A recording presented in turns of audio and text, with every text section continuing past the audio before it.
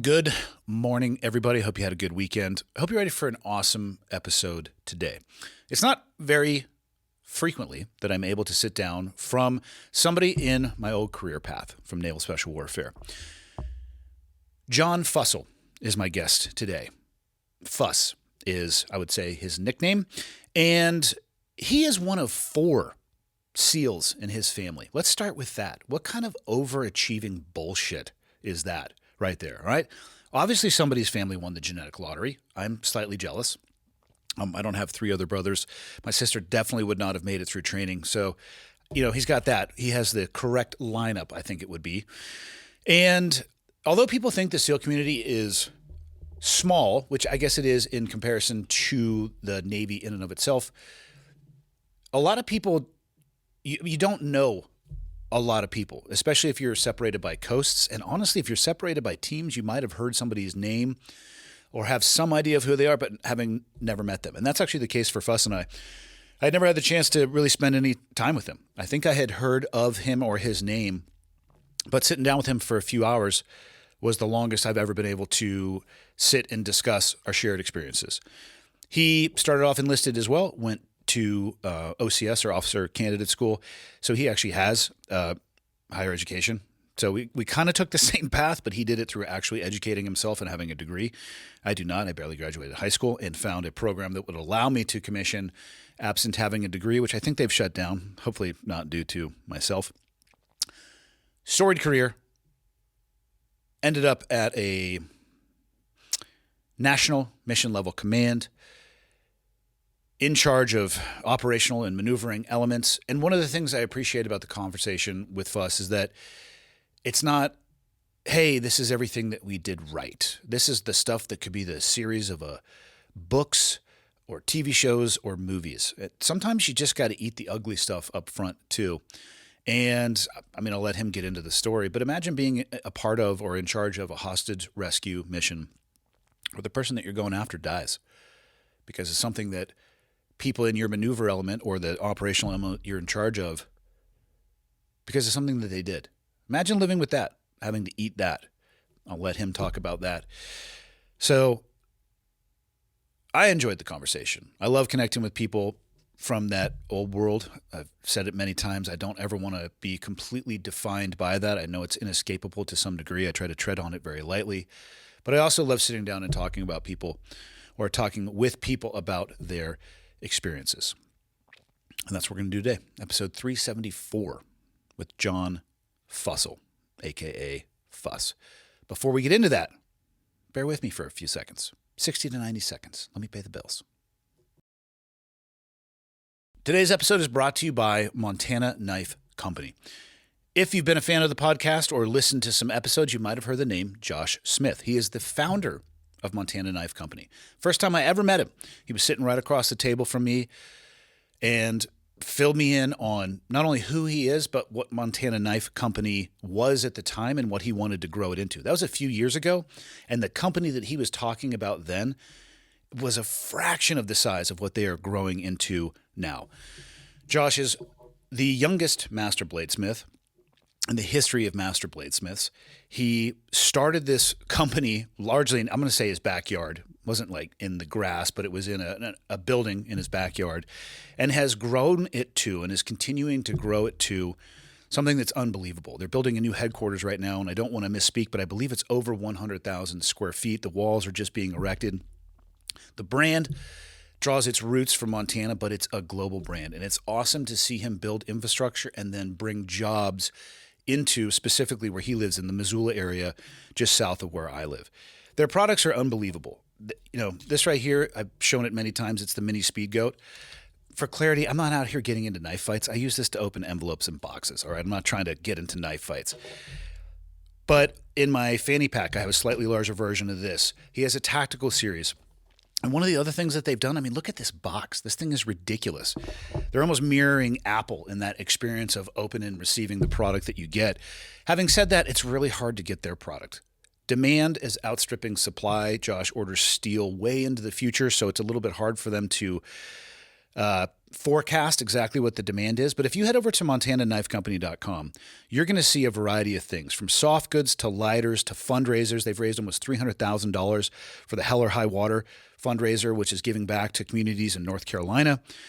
I mean, they have a knife for everything. They have chef's knives, they have tactical knives, they have hunting knives, and everything in between. They're hard to get, though. They usually drop on Thursdays, but I suggest you sign up for their newsletter as well. And if you put your telephone number in, oftentimes what you'll get is an alert that they're doing a surprise drop. So there are ways to get these things, but it's not that easy. If you're able to get one and you're over at montanaknifecompany.com, at some point in time in that checkout portal, they're going to ask you, how did you find Montana Knife Company? Do me a favor. Click on the Cleared Hot button or the Andy Stumpf button, or both of those if they show up, and let me know, or let them know that I sent you. And that's it. So if you want to support a brand that is literally Montana homegrown and is exploding all over the world, montanaknifecompany.com. You won't regret it. These knives are absolutely fantastic. Okay, I got the red smoke. Gun run, north and south, west of the smoke, west of the smoke. Okay, copy, west of the smoke. I'm looking at danger close now. Come on with it, baby, give it to me, I need it. You're cleared hot. Copy, cleared hot. We're chatting before the show. Team guy for 20 plus years. I don't give a shit about any of that, because already the most interesting thing I want to hear about is you spending a year during COVID driving through the country. Because I don't know about you, sometimes I get exhausted about talking about being a SEAL. Yeah. Yeah. No. We know the same people. We kind of all did the same thing. We wore the same uniforms, sort of, but I've never driven around during COVID, so I'd rather have you unpack that to start. Yeah, I'd be happy to get into it. Yeah. Where'd the idea come from? So Other than probably being trapped in Virginia. my wife, she's a maniac, like most of our wives.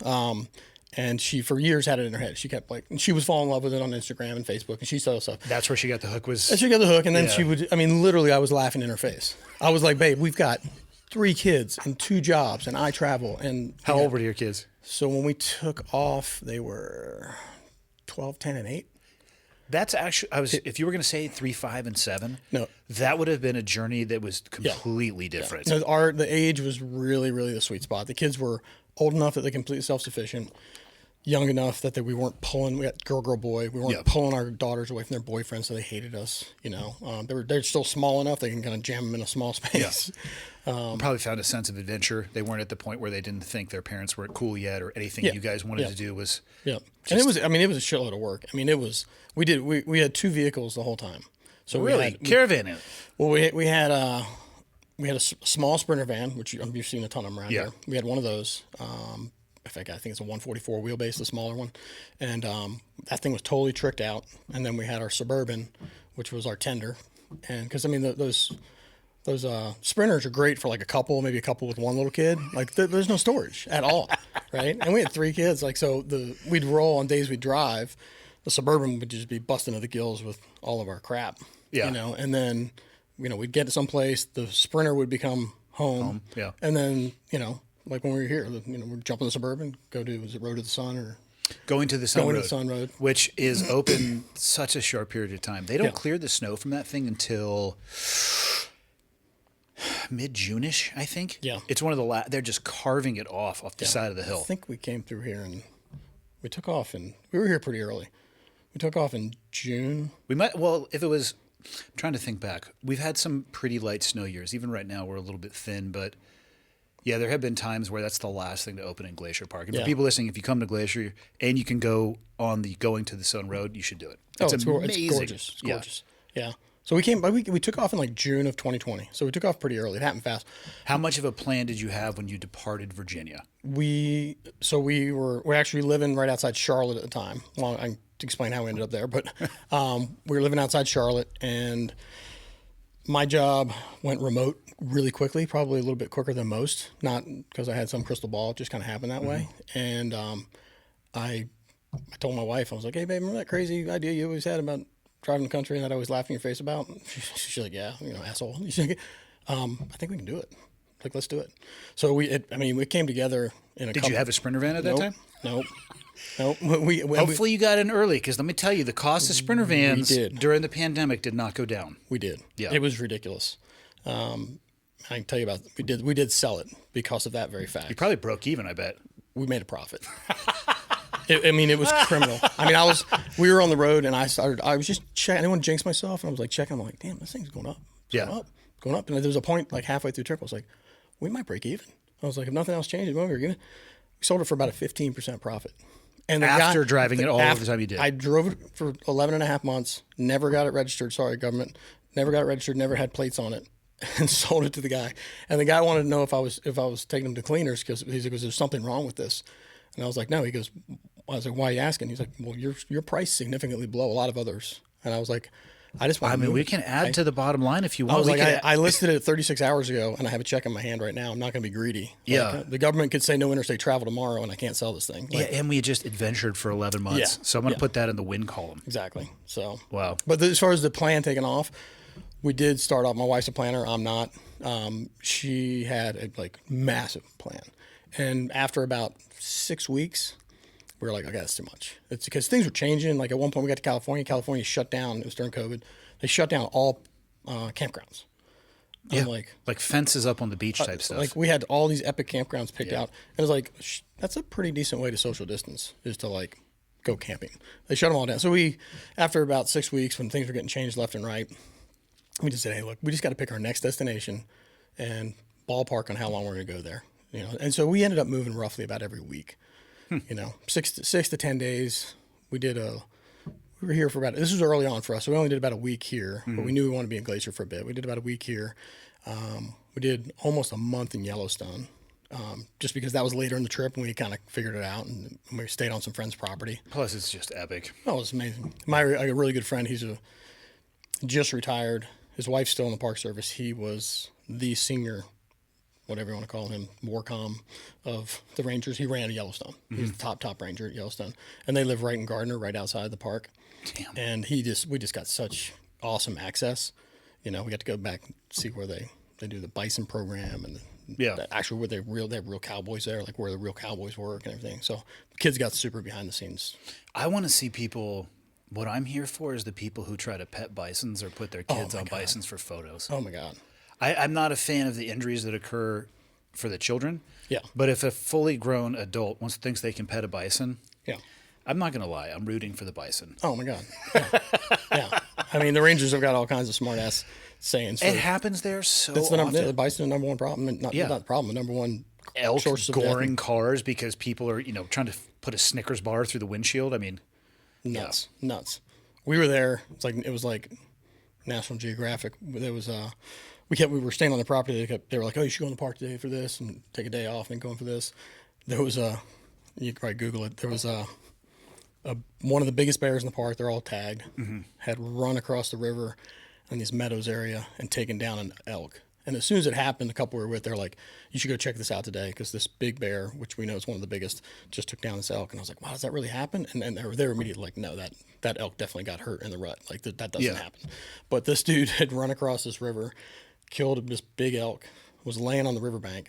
On the other side, the Rangers were doing traffic control because there's all these people. And we were part of the problem too. We want to see it. Yeah. But that bear laid on top of that elk for 5 days. And just gored it. Just ate, slept. Eventually he left. 2 younger bears came in. Oh, for sure. They left. I think wolves came in. It was just the cycle of eating. So out of that 11 months, did you see all the lower 48? We not on that trip. So my kids have actually been through all 48 at this point. We thought Alaska would be cool, but Canada would have been a challenge driving for sure. because of COVID.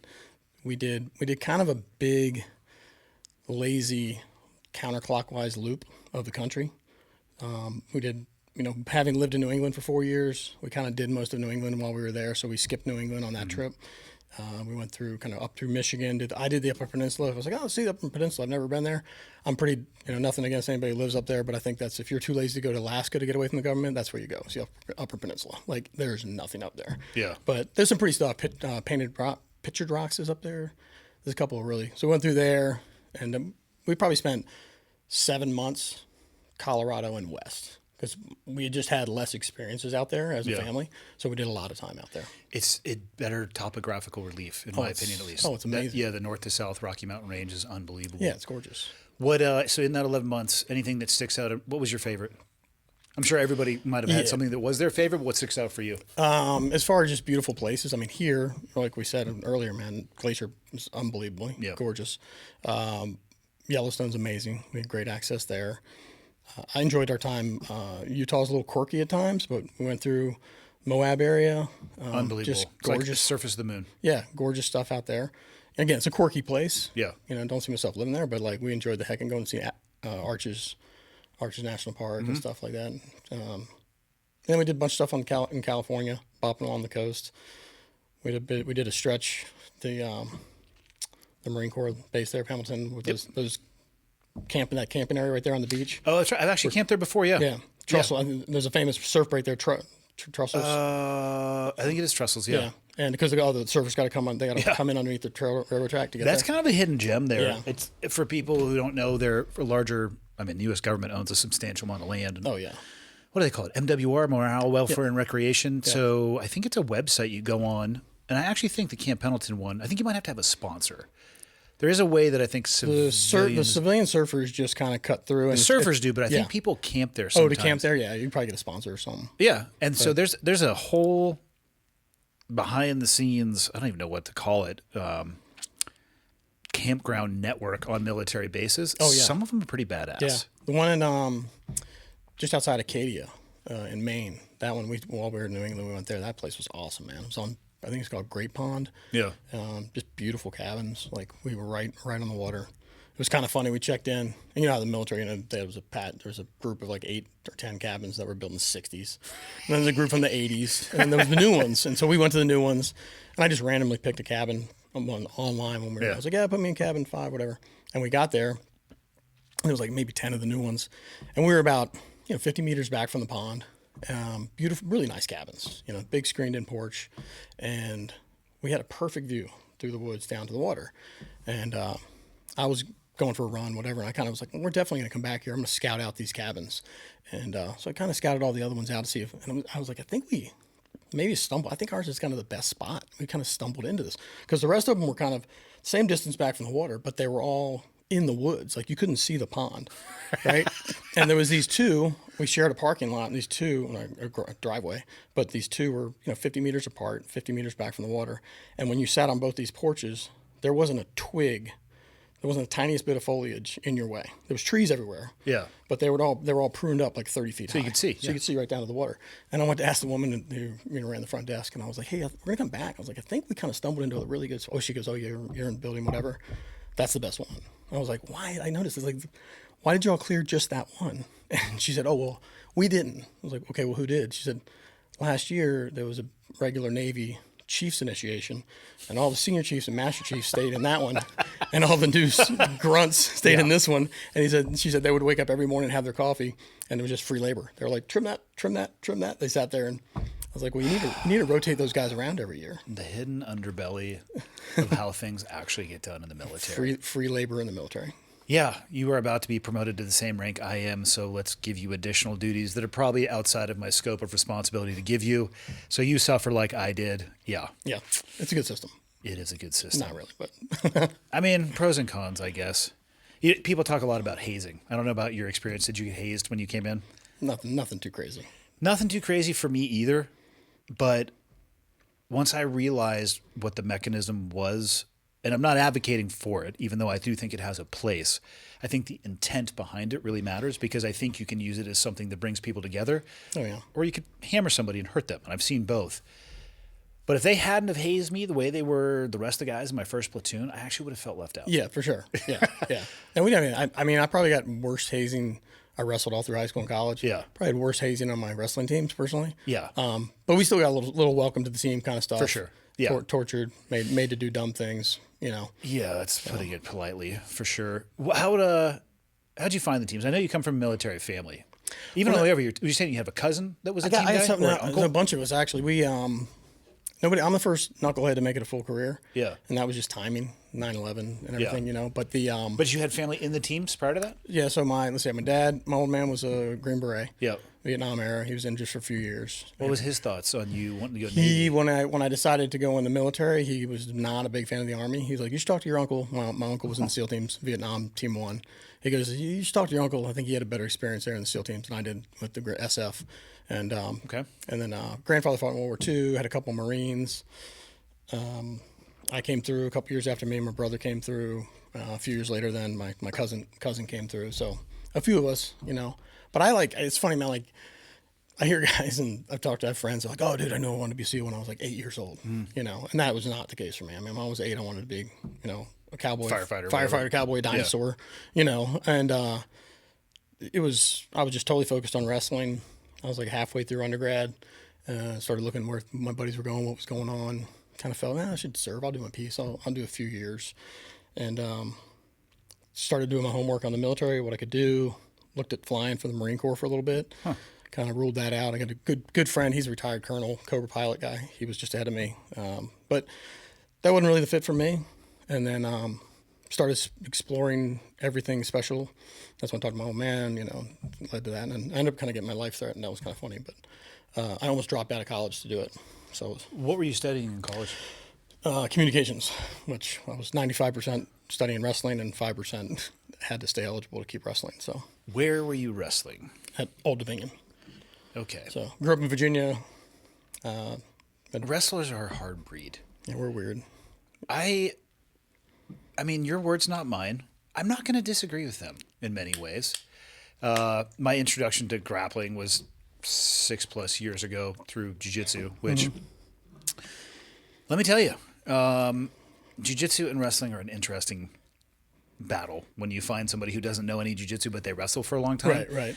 They're a nightmare. Oh, I'm sure. And for as much as people want to think jiu-jitsu is this magical art that solves all problems, run into a collegiate wrestler. Let me know how the fuck that goes. Yeah, I was a mediocre collegiate wrestler. But it was funny in the teams, man. Like so many dudes started getting into it, and So many guys were getting into it when I was in that I had an allergic reaction to it. Yeah. And then when I finally found it 6+ years ago, if I could have kicked myself in the back of the head for being such an idiot, because all I had wished is that I had found it earlier. But it was such the soup du jour, catching fire, that I'm like, whatever that is, I don't like this it. is like a cult right now. I can't. And I didn't even know anything about it. Yeah. Probably called it gay pajama wrestling or something. But guys are getting into it. I mean, you know the deal. I mean, you got these athletic dudes. They gravitate towards something. The learning curve does this. Well, our old job rewarded ability to learn. Yeah. I mean, let's be honest. Yeah, absolutely. Yeah. So you put that towards a martial art or a skill set, it lends itself to good performance over a short and long period. And you're of time. surrounded by, I mean, you got hugely into skydiving. You're surrounded by the best skydivers in the world. You know? Well, and then out at the command, they're like, how much money would you like to hire the best skydivers in the world? And you'll only train with them. And would 50 hours in the wind tunnel be enough for just you? And I'm like, yes. Yeah. I mean, I was thinking 100, but okay, 50 will do. And they would say, okay, how about 100 to 50? Yeah. Like, I don't know what our budget is here, but I deeply appreciate the system. Yeah. I remember when guys were really getting into the martial arts, mixed martial arts and everything. And I remember being on deployment a couple times. Guys kind of got wind of my background in wrestling and be like, hey, why don't you come in, work, just show us some takedowns. They didn't know what they were asking for. Well, and I never really did. I didn't roll a lot. I was like, guys, I'm not. Yeah. I was like, but if you want some pointers and some takedowns, and let me. Yeah. And I was like, and again, I would caveat, but look, dude, this is everything I'm telling you is like, I did this for years, but there was never a threat of being punched rarely a threat of being punched in the face. Right. So, but I remember doing like a basic Russian arm drag on, I guess I can say first name, Waco. Yeah. So hell of a boxer. I'm not sure if you know that about him. I did not. Really good boxer. And I did a Russian arm drag on him, which is like so muscle memory. I've done a million of them, And I tell you what, it shuts down all of his boxing. And he was like baffled. He's like, how are you doing that? And I'm like, dude, you could knock my head off right now if you felt like it. Unless you climbed on his back. Yeah. And he would never be able to get you off. Yeah. But so I would jump in. I'd time to time like give a pointer here and there, but I never really. I kind of wrapped up wrestling and kind of got into rock climbing, and I got the. What do you think you would have done if the military wasn't an option with a communication degree? I feel like it's broad enough. You probably could have gone into any industry. What were you looking at? I mean, way back, starting undergrad, like getting into sports casting or something like that. Okay. Nothing, and no huge, I started seeing where people were going from, ODU is a decent school. It's not a great school. I started seeing where people in my major were kind of going, and they were going in this kind of grunt level at the local news station and stuff. I was like, I want to do something a little bit more exciting than that. When you first started looking at the military, I mean, you already said, you did 20 in a wake up. Did you think it was going to be that, or did you think you were just going to go test the waters? Did you have any idea that you'd make a career out of it? No, I didn't. I mean, I did my homework. I mentioned I got my life threatened. I should tell you that. So I was, I do my homework, and I happened to grow up in Virginia Beach, so and I wrestled at ODU, and so just by default through rock climbing, I met some team guys, and so I had some pretty good, guys giving me some advice on what to do, and at least some direct beta. Yeah. I had none of that growing up in Santa Cruz. Right. Yeah. And I mean, it just so happened the guys that I knew, and I didn't know this at the time, they were all like, warrants or senior enlisted dudes. Mm-hmm. There wasn't a whole lot of officers in that crowd that I knew. But I really didn't know the difference at that point. Yeah. But I started doing my homework, and I was like, I'm gonna do this. And then they were like, look, you're gonna have your college degree, but you could go the officer route. But they're like, and they started explaining, this is what your path will look like. You do that. And they're like, if you go enlisted, you decide later you want to become an officer, you can always do that, but you can't do the other. And I was like, all right. So I went the enlisted route, and I know. Did I have plans to do 20? Absolutely not. I mean, I think anybody coming in with their 20-year plan, I'd steer away from that guy. I was like, I'll do my piece, see where it takes us. I actually think, having gone back as a BUDS instructor for 18 months, which was of the duty stations that I had, that was the one I didn't want to do. Oh, really?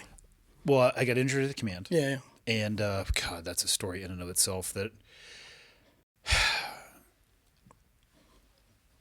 Note to anybody listening, a Master Chief is an E9. As an E6, you probably shouldn't tell him to go fuck himself in his office. Yeah, that didn't go well. However, in my defense, I feel like he deserved it because we had an agreement about taking some time off after getting injured. Yeah. And then when he told me that I hadn't done enough, I had choice words that terminated in me having a chief's board and then getting to choose a duty station out of the command, which I needed anyway because I needed to rehab. Yeah. So I didn't want to go as an instructor. And I tell you what, man, looking back on that 18 months, I think it was the most rewarding tour that I had. Getting to see and understand the training that, I don't know about you, the training didn't make any sense to me when we were going through.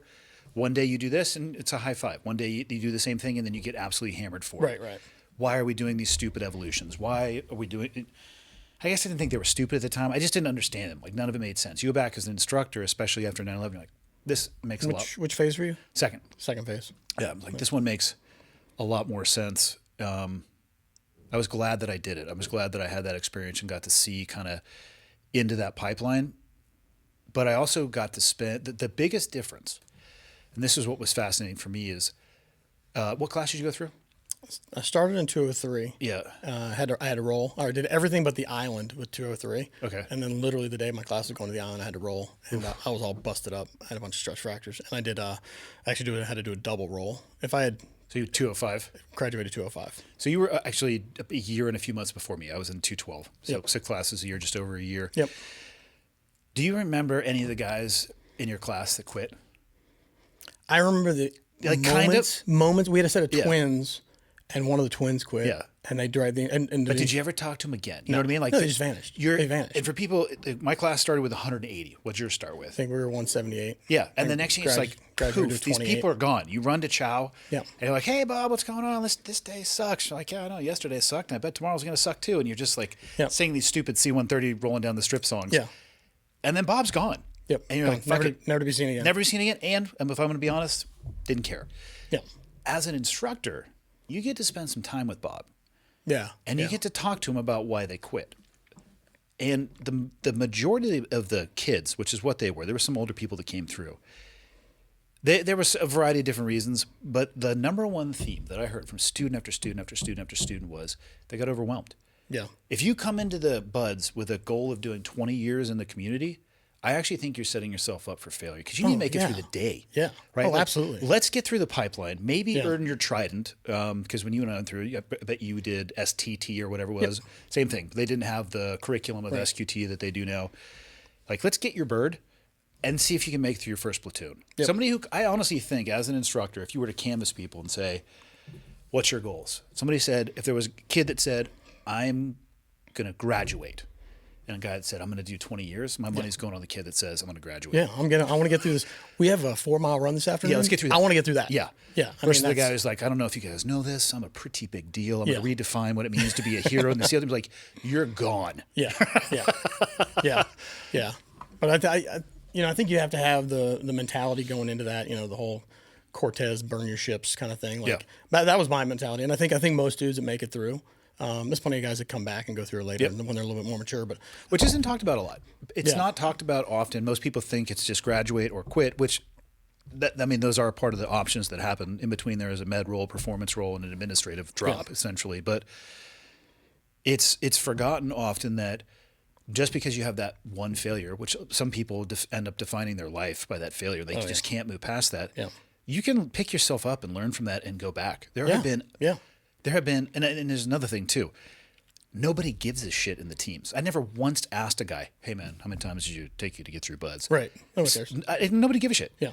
And some of the best people, the best operators I was ever around, come to find out later on, they did go through twice, or they're on their third time. We're like, oh, cool. I don't know. This is completely me just making up a fact or whatever. I would speculate that of the guys that go through a second time, it was just a maturity thing. You went through pretty young, right?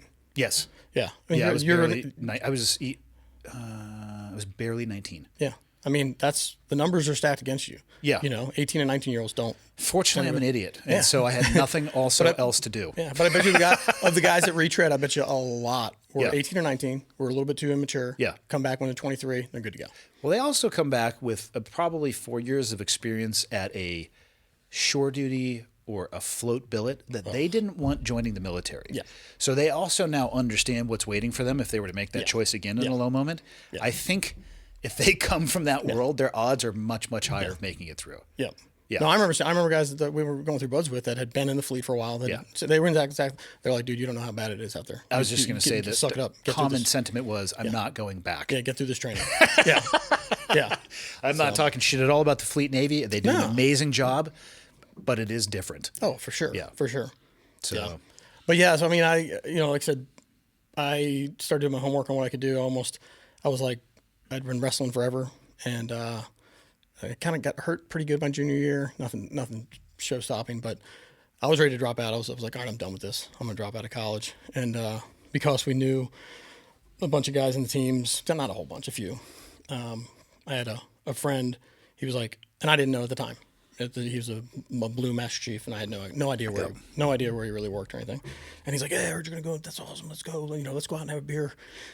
So I'm dumb college kid. He's like, drags me out. He's like, "Let's go out and go down. Go down the ocean front, all the old school, the Raven, all the old school bars." He's dragging me around. The like, Raven. And I'm like, I mean, that was the stomping ground. Yeah. And I'm hanging out with him and 2 other guys, and the whole night, and he just pumped me up. "Oh, you got to do this. You should prep. You should do this. You make sure you're doing this." And giving me all this great advice and everything. I was like, "This is awesome." I was all pumped up. And then probably around near last call, he's like, "You know what else you need to do?" I was like, "What's that?" And I'm all pumped. He's like, "You need to go back to ODU and register for your senior year tomorrow." And I was like, "Oh." before I could even get my sigh out. And he's like, "And if you don't, you see those 2 dudes over there? They're going to drag you in the parking lot and kick the shit out of you." And college it is. Yeah. And I looked over at those 2, and the one guy who you would know, I'll tell you later, but he looked at me like I was a pork chop. He was like, "Hey man, Master Chief says I got to kick your ass. It's going to happen." I'm like, "So college it is." I mean, their advice was correct. It's not like the college degree isn't going to serve you well. Yeah. So you go in, roll right before the island. God, that sucks, because as a student, I'm going to say you're in the tunnel. You even know you're in the tunnel, and you can see a little bit of light at the end. I mean, the stats, if you make it through pool comp, the stats, they favor graduating. Oh, yeah. Like, not a guarantee, but, got to be high 90s. I mean, maybe start looking at the first Trident you want to buy. It's hard to say. I'm not saying buy it, even because I actually do know a guy who did that. Dude, I know a guy who got kicked out of buds. He got sent to medical on North Island. He came back in his camis, and one of the instructors caught the fact that there were 3 pinholes over his left breast pocket. No kidding. Yeah. So immediately a room inspection was set up, and guess what they found? A Trident that he finally owned up after. I mean, who the fuck, first off, is looking for 3 pinholes, right? Like, yeah, that's a psycho. Yeah. But I mean, and you know what I'm talking about, and everybody else is like, what are you guys talking about? A distinct pattern that holds the metal Trident on your chest. Eventually, we switched to a. I actually had a Trident that was metal but black. Yeah, I wish I had held on to that thing. Yeah, I think I have one somewhere in my so cool stuff. Yeah, I even had one. I think my first Trident I ever got when we went to Thailand at Team 5. We did the ruby in the eye or where it is. Don't have a fucking clue where that thing is. Yeah. I don't even know if I could find anything associated with the military at this point. But yeah, the kid went to medical but slapped a Trident on as a bud student. He was not in training for long. Yeah, you're not gonna last. No. So yeah, we're talking about the heat coming down on. Yeah, I mean, yeah, the instructor saw it, noticed it, made a comment, and it was as if the chow bell had been rung, and instructors just guys I had never seen came out of the woodwork in their blue and golds. Oh yeah, and that's a good moment for everybody else in the class because you're like, you're not beating us right now. You're just like, I'll be over here being quiet. Totally. It's like green team when someone argues with the cadre. You keep arguing, I'm gonna be over here.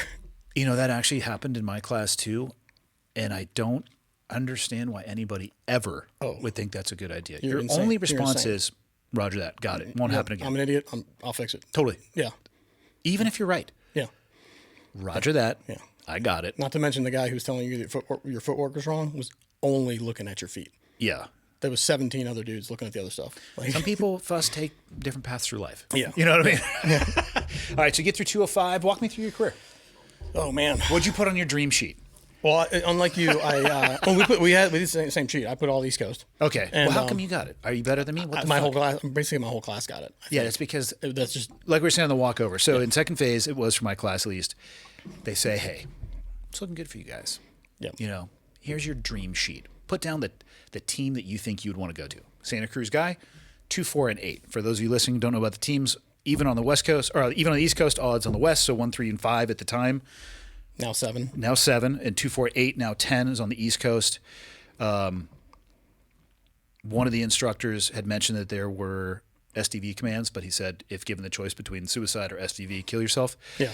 And I'm not a huge fan of those mini subs at all. So I put down, since I was from the West Coast, 2, 4, 8. Yep. I got 5. Yep.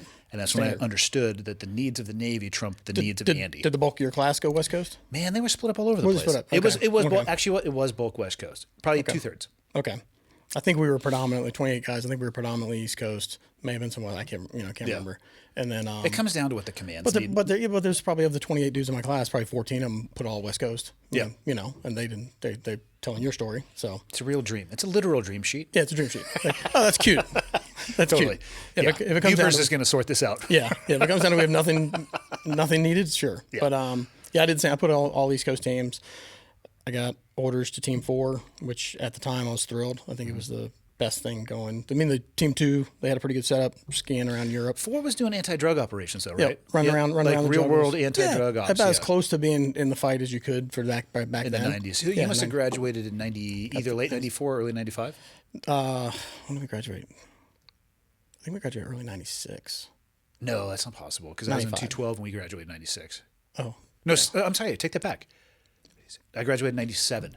Okay, So it we is went po- a little- probably, yeah. yeah. It could have been Because we were 96 about roughly 2 years apart. A little less, right? You were 7 classes ahead of me. So Oh, that- 7. No, yeah. just over a year. Yeah, so it'd have been. Just over a year. Yeah, I was 96, you were 97. Yep. Okay, that makes sense. Yeah. And, but yeah. At Team 5, we heard about the dudes at 4. There were 2 teams that seemed to have been busy. On the West Coast, it was Team 3. They were doing ARG alphas Yep. and some real world shipboardings. Yep. And they were like, and I'm not trying to talk shit about anybody, but looking back, they were highly permissive. Yeah, sure. Oh, yeah. Highly permissive, but I mean, guys were locking and loaded and actually Yeah. going on to vessels. And we would hear about anti-drug operations or interdiction operations from guys at Team 4. Yeah, and it was, everybody, bone up on your Spanish.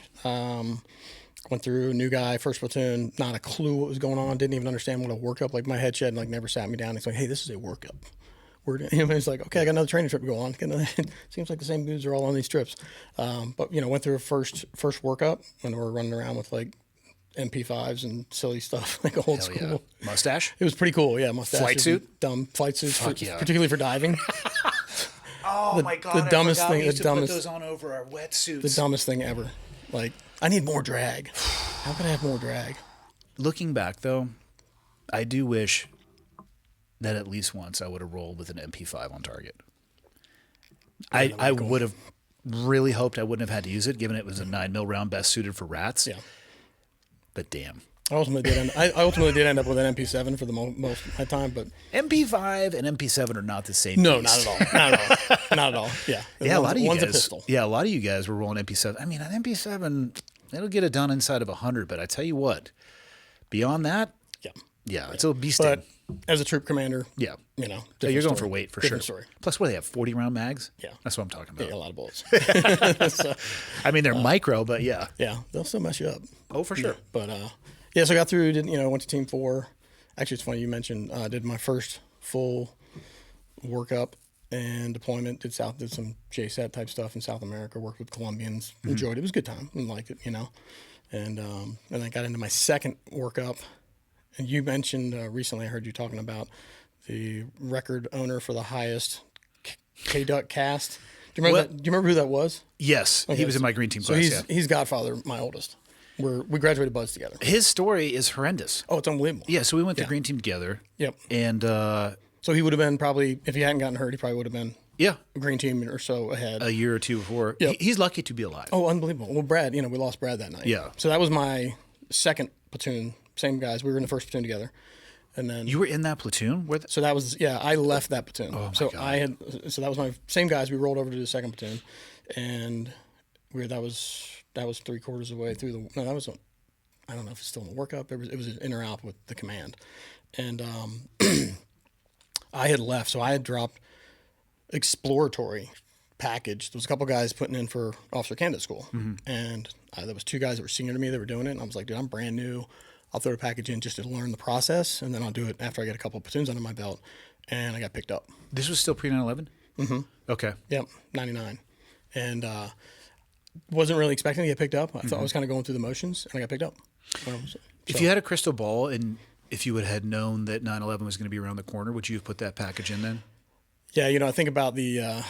Because and for people again who may not understand, the enlisted path and the officer path, I think they both can be wildly enriching, but they are very different. Oh, for sure. The enlisted path, I mean, if you want to, and you can perform at a high level, you can stay operational for a very long time. Yep. What do you think for officers? I mean, you're going to get probably your AOIC in a conventional team, your AOIC, your OIC. You may get a third O at the beginning of that, but then you're going to probably get a troop commander, and then you're going to be like XO path, disassociate, or your joint tour, all that stuff. If you don't make as an officer, if you don't make the jump to the command, probably the average is probably 8 good operational years. Yeah, 8, maybe a little less. And I would say on the enlisted side, you're probably finding your 5th gear at about 8 years. Yeah. You finally have, again, personal opinion, I would say at the 5-year mark, you have a good idea of what the job is. But at 8 years, especially wartime, like you're up to speed. Yeah.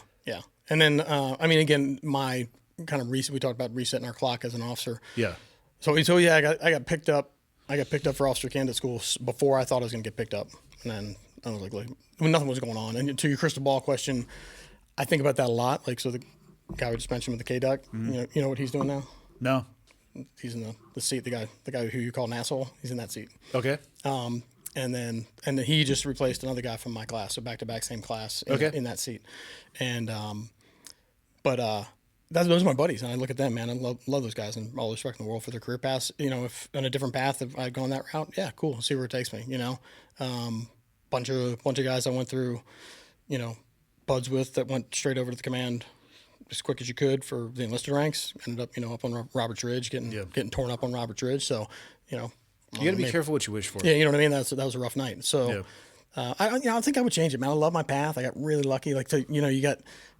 Some officers, if you're lackluster, you're going to get stuck in crummy jobs. Maybe you get 2 good pumps and a crummy pump and then a desk job, and if you're a little bit more good to go, add another 2 years to that. And if you do the command thing, do JSOC route, might add another 4 or 5 years to that. So, I was very fortunate. I got to be, I was 17 years in before I was even slowing down, That's kind of unheard of. Yeah, I got very lucky. And then again, 9/11. Yeah, adding adding the command to that. Yeah. What? So you got picked up, and then what was your duty station upon being picked up?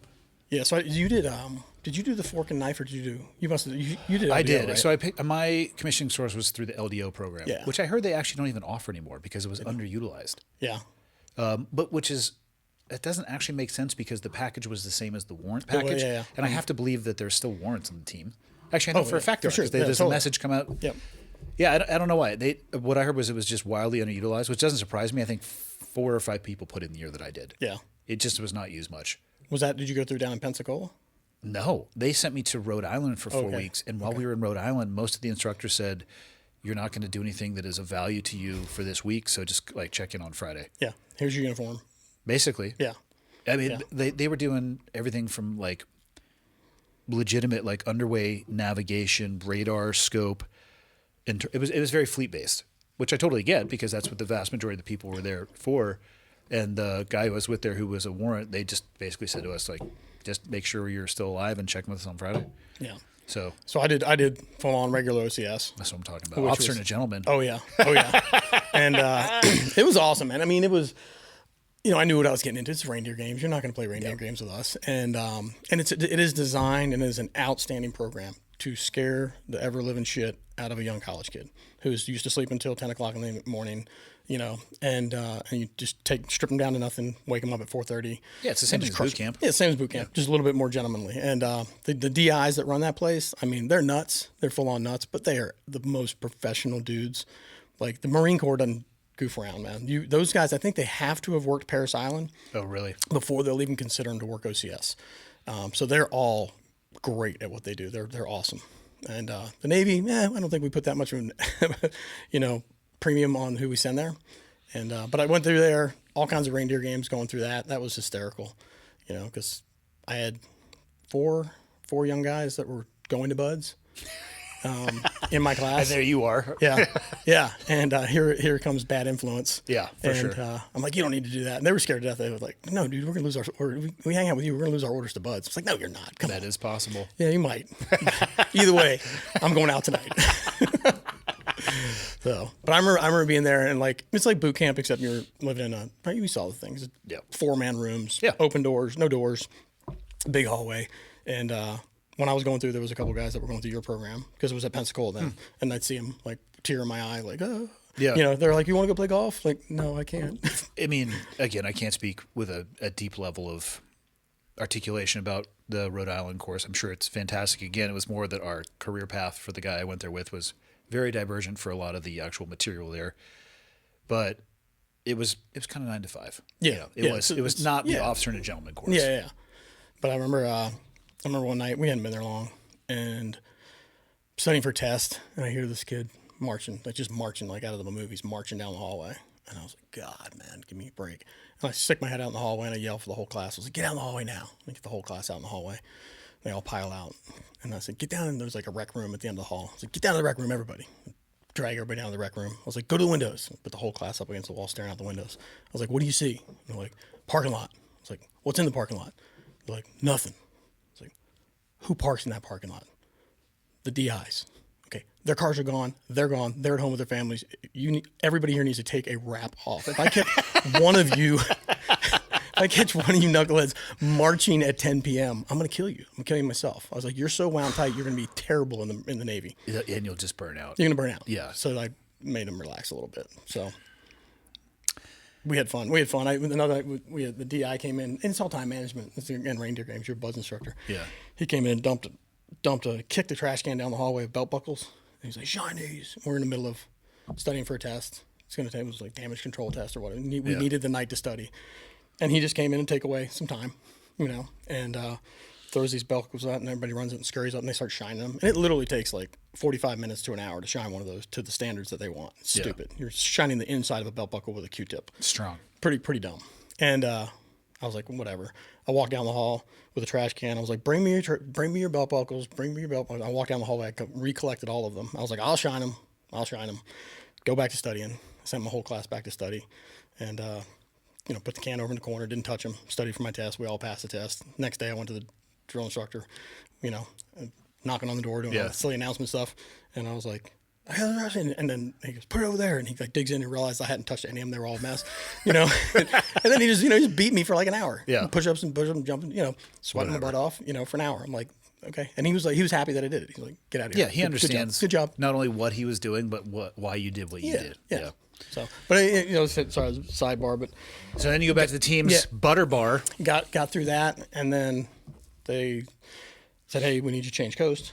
And you had mentioned Team 3 and Team 4 were kind of doing. So looking into Team 4, I was like, "Well, I did the jungle thing with Team 4.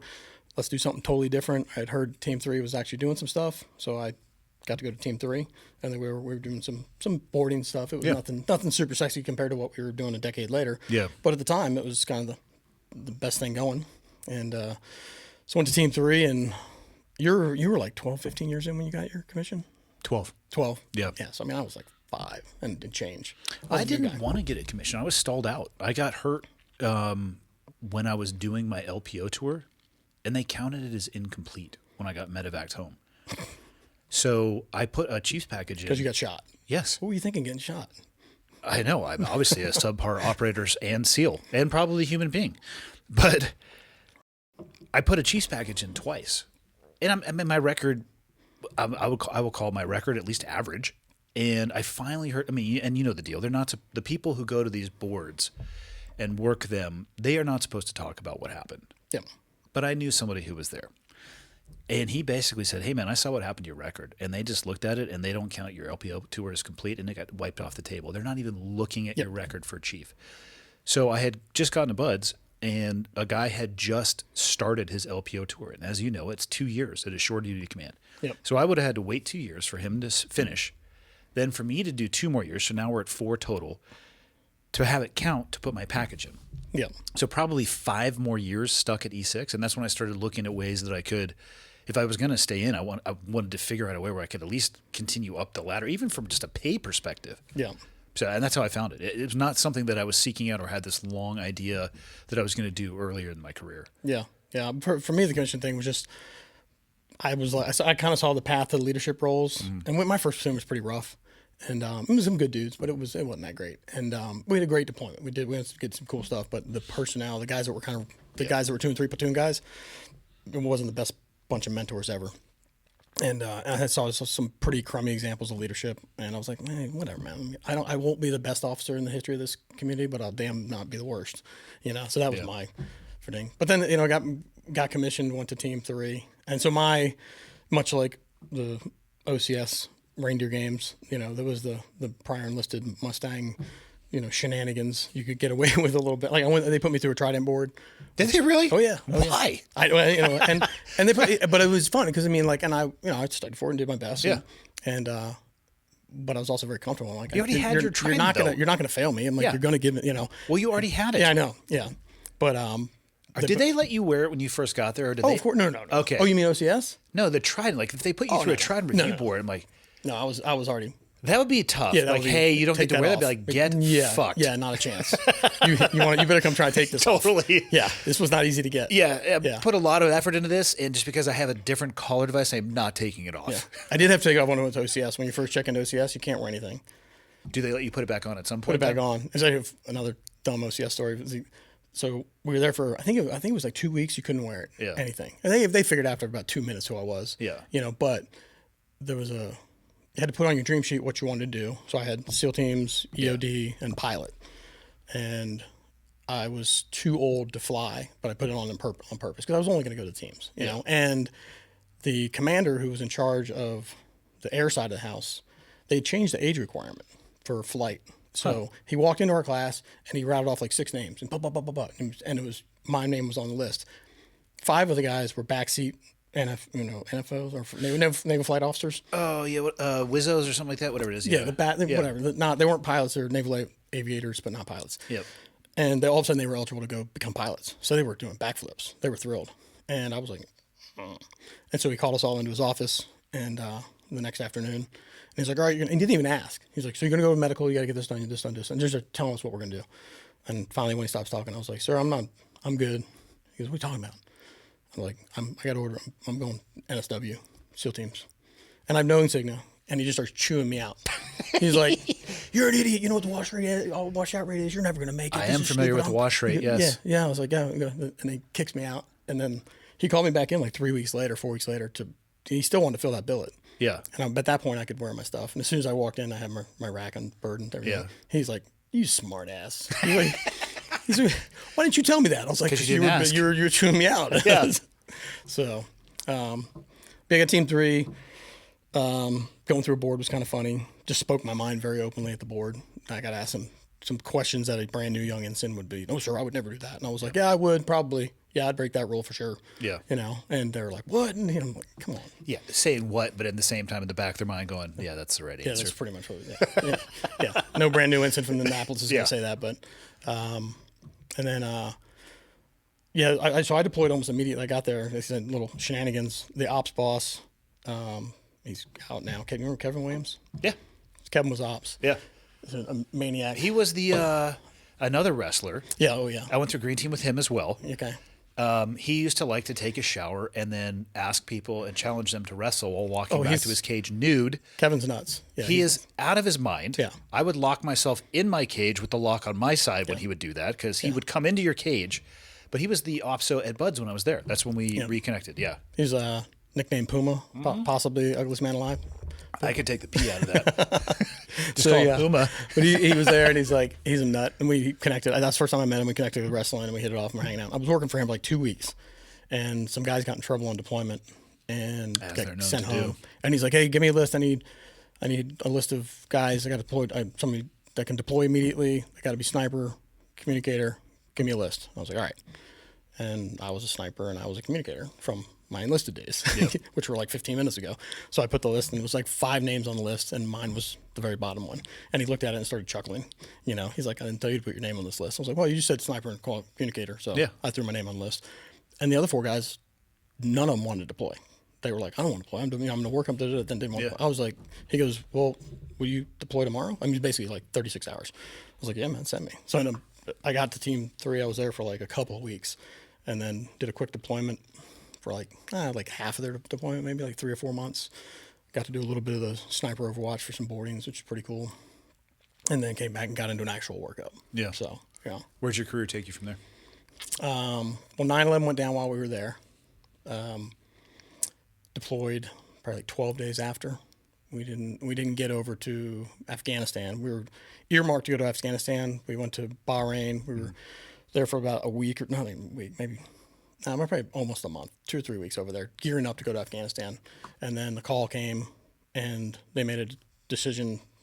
There was some politics between my platoon commander and the guy who was in Afghanistan. They just didn't like each other. So the guy in Afghanistan was like, send me the other platoon. Send me the other platoon. So my platoon was ready. Our platoon commander, my platoon was ready to kill.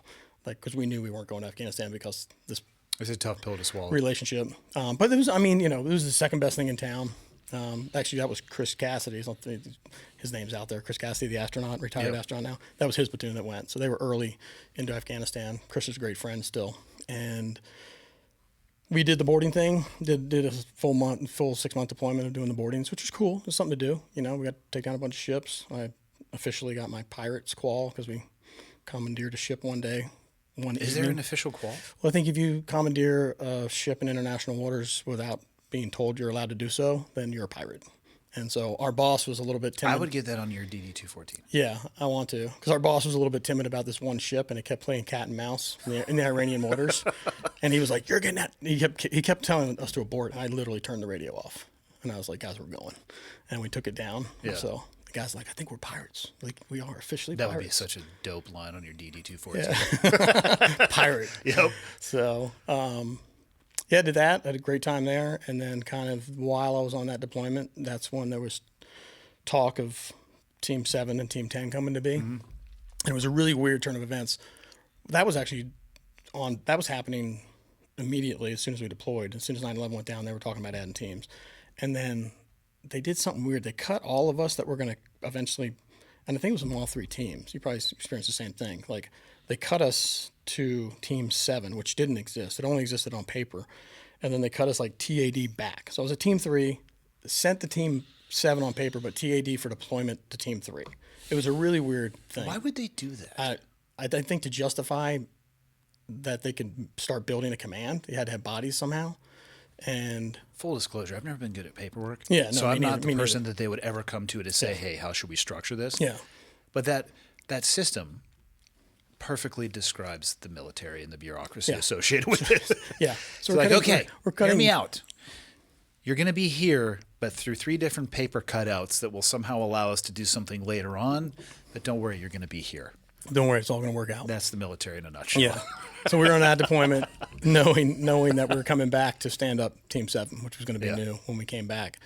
And I wanted to come back to the East Coast. And I knew 10 and 7 were going to get commissioned on the same day. So I basically contacted Team 10 and the detailer and said, hey, if it's neither here nor there, they're getting commissioned on the same day. Can I come back to the East Coast? And they hooked me up with that. So I got to come back to Team 10 and be a plank owner. That's cool. At Team 10. Yeah, it was kind of cool. I was like, kind of, again, military snafu. When all my buddies were at 7 when they got commissioned, and they were like, hey, like we were talking a couple of days later on the phone or something. They're like, you know, your name is still on the list. Like, I was like, what? Like, amidst that whole dumb paper shuffle, they didn't take me off the list. So technically, I think they fixed it later, but technically for a period, I was a plank owner at 10 and 7, which were commissioned on the same day. That's awesome. So I wish I could have gotten a plaque from 7, because anybody would eventually be like, okay, that's impossible. Like, you can't be a plank owner at Team 1 and Team 2 at the same time, you know? Or can you? Or can you? I pulled off. So, but yeah, I did that. Got to be a plank owner at Team 10. Did, full regular workup. We did kind of winter warfare workup, that whole deal. Deployed to Afghanistan with Team 10. That was the winter of 2003, 2004. Mm-hmm. That was first deployment to Afghanistan with those guys. And great, welcome to the party kind of deployment. And that was we were relatively busy driving around doing a bunch of trying to do the right thing. Yeah. We were early Operation Mountain Storm, kind of early phases of that. We're Task Force Dagger. With Team 3, we were Task Force Dagger. And then, so did that deployment. And again, at that point, not everybody was guaranteed going to Iraq or Afghanistan. Iraq had kicked off at that point. Yeah. And heard that Team 4 was going to Iraq. So I volunteered to go over to 4. So I did 2 AOIC tours. And I was the first one was like, they put me, I literally got sat down back to Team 3. I got sat down by the skipper. He's like, hey, we got this guy's, he's a lateral transfer. He's kind of weak. He's a platoon commander. We need a strong officer in there with him, so I'm putting you in with this guy. And I'm like, dude, I'm like an E5 on steroids. I got commissioned 5 minutes ago.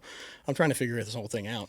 And then we had this lat transfer guy who was a nice enough guy, but he was just not making it, So let me ask you this, because I encountered some people like that. Why is the SEAL community so bad at just solving that problem at that level and shit canning them? Yeah. Because what I have seen happen is exactly what you described. They recognize, I'm not going to say it's a flaw in the leadership of the person. Let's just say that they're not well tooled for whatever reason. Maybe it's a performance, maybe it's a EQ or an IQ problem, maybe it's all of those things, but it's identified. Instead of shit canning that person, which would do a great service, in my opinion, to the SEAL community, they bring in somebody else to buttress them, which doesn't do as a great service to anybody.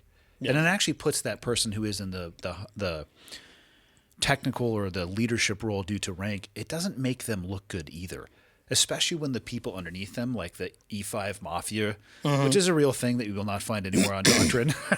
Yeah. Everybody in an operational element instantaneously knows if there's a shitbag and a dude that's put into that position to help them, and they stop going to the shitbag and they go to the person who's actually junior, which is directly undermining the chain of command of the military. Yeah. Why don't we just shit can them? Yeah. As if you and I are going to solve the problem. It's like I've always thought that. Well, I mean, I have some good buddies that were lateral transfers, and I would say 1 in 10 figure it out. I mean, we can strip the lat transfer out of that for whatever reason. If the poor leadership is identified. Yeah. I have watched the can kicked down the road to a degree that it had consequences much later, and those consequences could have been mitigated if they made that harder decision up front. Yeah. It's one of the weaknesses of the SEAL community, at least when I was in. But I think if you look at again, I'm speaking this much informed, right? I mean, but I think we're reasonably informed. We've been around the community enough. But if you look at if you're not cutting it as an Army Ranger, and I love the Army Rangers, not giving anybody a hard time about the difference. But if you're not cutting it as Army Ranger, I can kick you. You're still going to go be a soldier someplace. I can kick you off to 82nd, 101st, blah blah blah. Kick you back to being a soldier. Everybody in the Army is basically a soldier at some level, right? If you're not cutting it in the SEAL teams, you're a soldier in the SEAL teams. You're an assault. There's no place to put you. So I think there is a tremendous amount of pressure. Like, dude, it cost us over $1 million to get this guy here. Yeah. Work with him. And I don't agree with it. I mean, some people can be worked with, but we all have a glass ceiling. There are just some people who aren't going to perform at that level. And I get it. The investment is there, right? The sunken cost fallacy, where we've put so much time into this guy, we got to keep him going forward. And it, what's this guy going to do? Go back to the regular fleet Navy? Yes. Yeah. I would rather see that than somebody lose their life because of poor leadership. Oh, absolutely. Yeah. That guy would probably be, a rock star in a lot of different places. Yeah. Would you like it? No. Too fucking bad. Because if the standards matter, and you have to hold them. Today's episode is brought to you by Element, LMNT, which is pronounced Element, or keep calling it LMNT if you want to. Element helps keep everybody hydrated without sugar and some of the other dodgy ingredients found in popular electrolyte and sports drinks. So, what exactly is it? It is a zero sugar electrolyte drink mix and a sparkling electrolyte water. So here's the sparkling water. These would come in the RTD, or ready to drink. The mix is the fistful of these packets. You can hear the saltiness in them right there. So they are zero sugar electrolyte drinks, born from the growing body of research revealing that optimal health outcomes occur at sodium levels 2 to 3 times government recommendations. Interesting. Why would that be the case? Well, maybe because the government doesn't always know exactly what is best for everybody, specifically when it comes to people who are athletic and are sweating their ass off. Element is the hydration partner to Team USA weightlifting and many Olympic athletes. There's a variety of other professional athletes that are utilizing Element: Special Forces, FBI, Marines, SEAL teams, health experts, business leaders, and people who are just looking to pursue everyday health. I know I have told this story before, but I'm fortunate to have known the co-founder, Rob Wolf, for many years, way back into the CrossFit days. And I remember him talking about, and inside of our jiu-jitsu gym, kind of exposing people to rehydrating after class with Element in their water, which my traditional way of rehydrating was just slamming. It was like a Costco water. It's no big deal. Really, really healthy. It really got the job done. The difference between that and the ass that I felt like after that versus a single one of these packets, I'm not going to say it was like being Wolverine and you could feel your health bar just regenerating, but I'm not going to say it didn't exactly feel like that either. I felt the difference instantaneously. My brain functioned better. I wasn't as sore the next day. It just felt like electricity was moving through my body in the way it was designed to, instead of pushing through oatmeal. It's the best way that I can actually describe it. I highly recommend you check them out. And if you want to, head over to drinklmnt.com/clearedhot. That is drink Lima Mike November Tango, LMNT.com/clearedhot. You're going to get a free Element sample pack with any purchase. And you can also try the new Element Sparkling. These things are actually really good. They are salty though. Stand by. It's a bold 16-ounce can of sparkling electrolyte water. And you can mix and match. These are travel packs for me. These are at the studio after jiu-jitsu, and I'll slam one before having a podcast guest. Both of them work wonders and have changed my rehydration and recovery game. DrinkElement.com/clearedhot. Let's get back into the episode. That guy, so that guy did get relieved. And then my Shocker. Same, and then the same thing happened the next time. And actually, by that point, same thing happened to him again. No. To my next platoon, I was kind of like the Grim Reaper of AOIC. It's like, I don't want that guy in my AOIC. I got back to back platoon commanders relieved. I didn't do it. I mean, it's the same thing happened. They were like, hey, we got a prior enlisted and then this weak officer, and he was not good. And we had to get him. And we were going to Afghanistan. I'm like, dude, we cannot go to Afghanistan with this dude. He's a train wreck. And so he went away. Later, during my platoon commander tour, Team 4, I had a really weak AOIC who I had to let go. And that guy was like, he was physically hard enough to get through buds. He could do some of the job, but he was just too slow to process. He couldn't learn quickly. We talk about learning quickly. And he just wasn't cut out for it. And he was a very devout guy, to each his own, right? Mm-hmm. But hey, you want to be super devout, come to SEAL teams, stand by. Whatever. I've seen it go well, and I've seen it be a real struggle. Anything. I'm not talking about just religion. I think anything you want to wear on your sleeve, like people are going to torture you about whatever they can torture you on.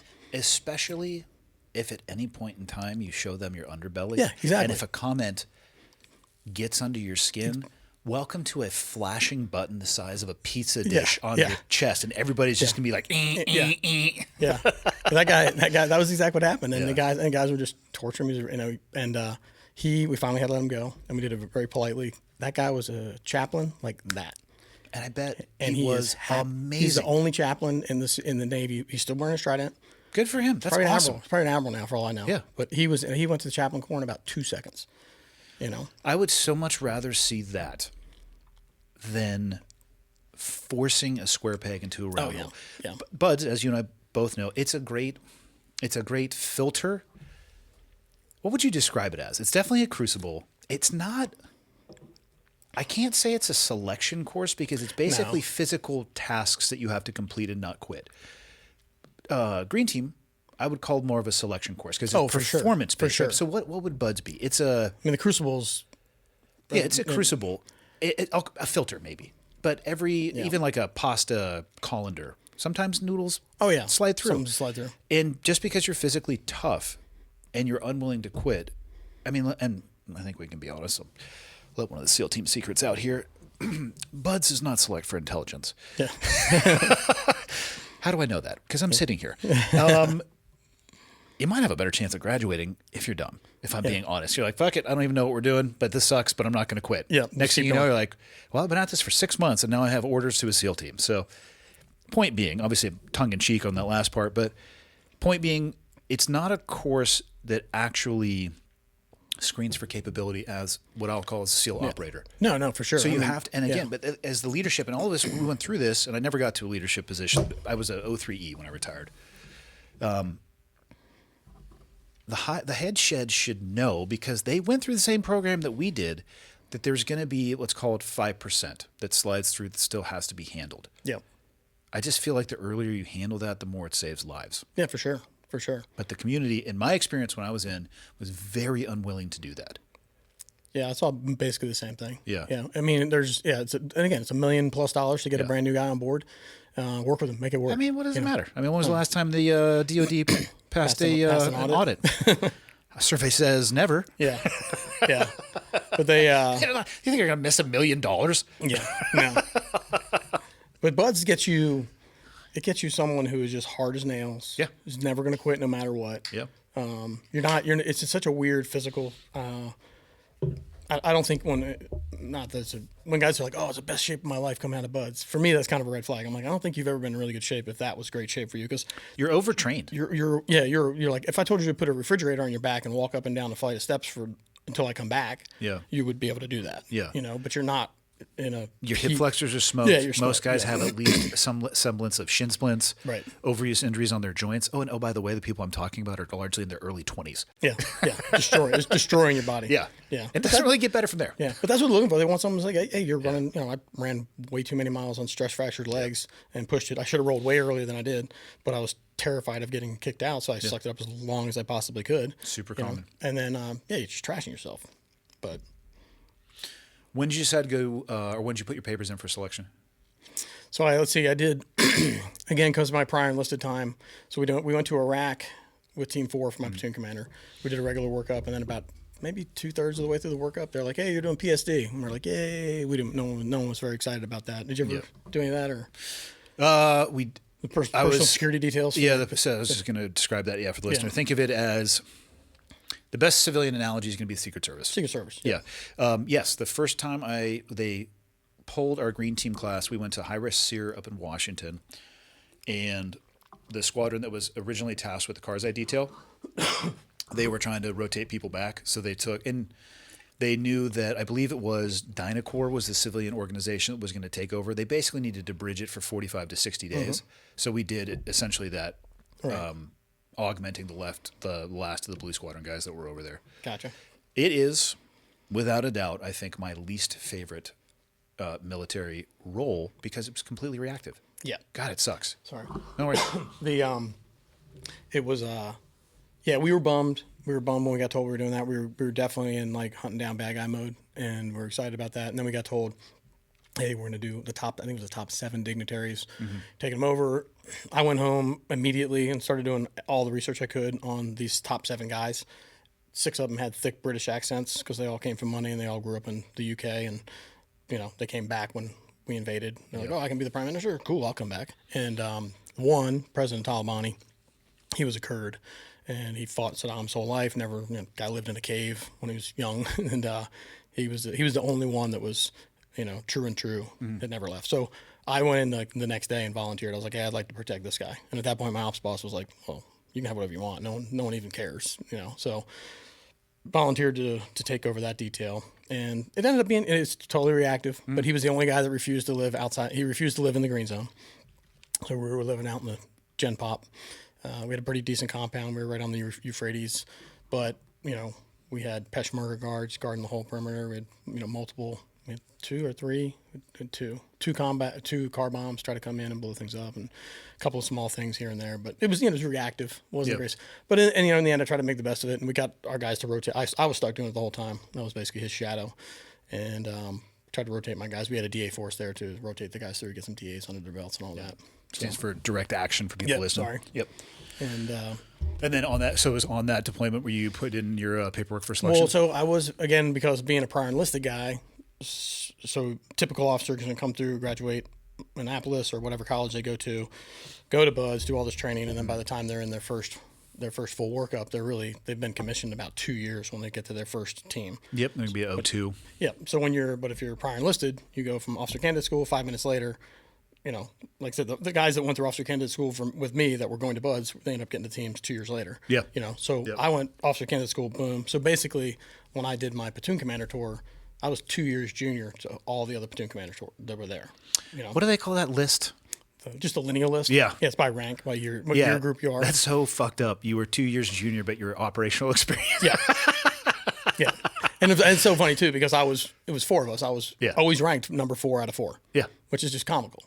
So I'm the worst guy here. Like, well, you're the junior guy. It describes the beauty of the military. It's a perfect system. Yeah. And so I did that, but I was too junior at that point really to screen for the command. And so I knew I needed to do something else, and I'd done, 2 OEF and 1 OIF deployments right after 9/11, and then I wanted to do something different, and I kind of rolled the dice. I had done an augment, and went and did an augment with the command, which is when officers go over, and not just officers, people go over and plus up. So I did that, got to see what was going on over there, liked it, and the commanding officer that was there was coming back. At that point, they were decommissioning SDV Team 2, the mini subs, and I kind of rolled the dice. I was like, well, if he's going to be the skipper there, if I go there and I screen positive, maybe he'll find some mercy on my soul and let me go. So I did roll the dice a little bit. I went to SDV when I finished my platoon commander tour. I went to SDV school, which was cool. It was a neat camp. It's a miserable job. It's niche for sure. It's niche, and I mean, there's nothing cool about being underwater for the better part of a day. Like, nuts. You and I definitely agree upon that. Yeah, and but I got to go to school. Really cool capability. Learned it. Went to the command. Was a task unit commander there, and we were just getting into our workup, and I did screen positive. And I went to see the skipper, and I was like, hey, sir, I know I owe you 2 years here, and I'll give you a rate every day of that, but I just screened positive. I was wondering, by chance, you might want to let me give that a shot. And he was like, go. Awesome. Like, he didn't blink. He was like, go. That was a good chess move on your part. I got a little bit lucky, but yeah. I don't know if I'd call that one luck. There was more strategy involved in that. You were kind of tracking the person moving around. And plus, that person had a deep understanding of what you were going to be getting into. Yeah. If it hadn't been a guy from the command in that seat, I don't think I would have been able to pull that off. Oh, he just would have slid you your orders and said, hey, do you see this end date? Yeah. Go ahead and screen after that. Yeah. You do owe me 2 years, and I will get every day. Yeah. So, did that, and then, went over to the command, and we did, at the time, they were trying to get more bodies through, so they did 2 green teams that year. So we did green team. We were the Winter Hell Week green team. We classed up in January of 2007. Okay. To come over to the command. So I left in 2006. Yeah. So we were like this. Yeah. And like we were talking before we started, I don't even remember if we had started, but people think the community is so small, and it is in comparison to the size of the Navy. But the people you worked with and everybody else, you might hear a name here and there, but other than that, I mean. Yeah. Well, people by reputation, and it's just siloed. And you see guys walking around the cage space. Yeah. I always thought they should have taken the cage, because they may have done this by now. I always thought they should have, instead of all the guys from each crew being jammed together. I always thought they should mix all of it up. It's an interesting concept. So I think the only reason they would argue against that is if you had to do a blowout, it would be a nightmare trying to get people's could gear. be. You'd have to get this. But it's also a nightmare when you had the entire row of guys packing out for something at the same time. Oh, for sure. When everybody's dumping into the aisle. It's not like there's going to be a perfect solution there, but the aggregating everybody into the space, that's somebody's Excel wet dream. Trying to figure out that. I think an argument can be made for both, though. I saw it too, man. As a new guy on the East Coast, the compound used to be that rectangle, and then there was some stuff that grouped the medical and supply and stuff was in the middle. But once you were in the front door of SEAL Team 4, you could walk to SDV2, Team 2, and Team 8 all in the back compound. So as new guys, like as a comms guy, if I needed batteries and you were over Team 2, I'd go over and beg you for some batteries or steal them from you or whatever. So we were interacting a whole lot more. It wasn't like that on the West Coast. Team 5, it was actually separated from Team 3 and Team 1 by the Buds compound. Team 5 was on the northern side. And Team 3 and 1 probably could have done that. When I got to 3 and 1 were kind of sharing. You'd interact a little bit. And five and 7 were the bastard children, not in a bad way, but they were off on their own. And now they got that monster thing down the Strand. Have you actually been and seen it? I haven't seen it. I haven't either. Do you have any desire to?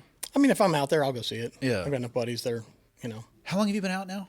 God, man, coming up on a decade. Just hit a decade? Or no, I got out in fall of. I was in 95 to 15, so January 15, I retired. I only ask because it's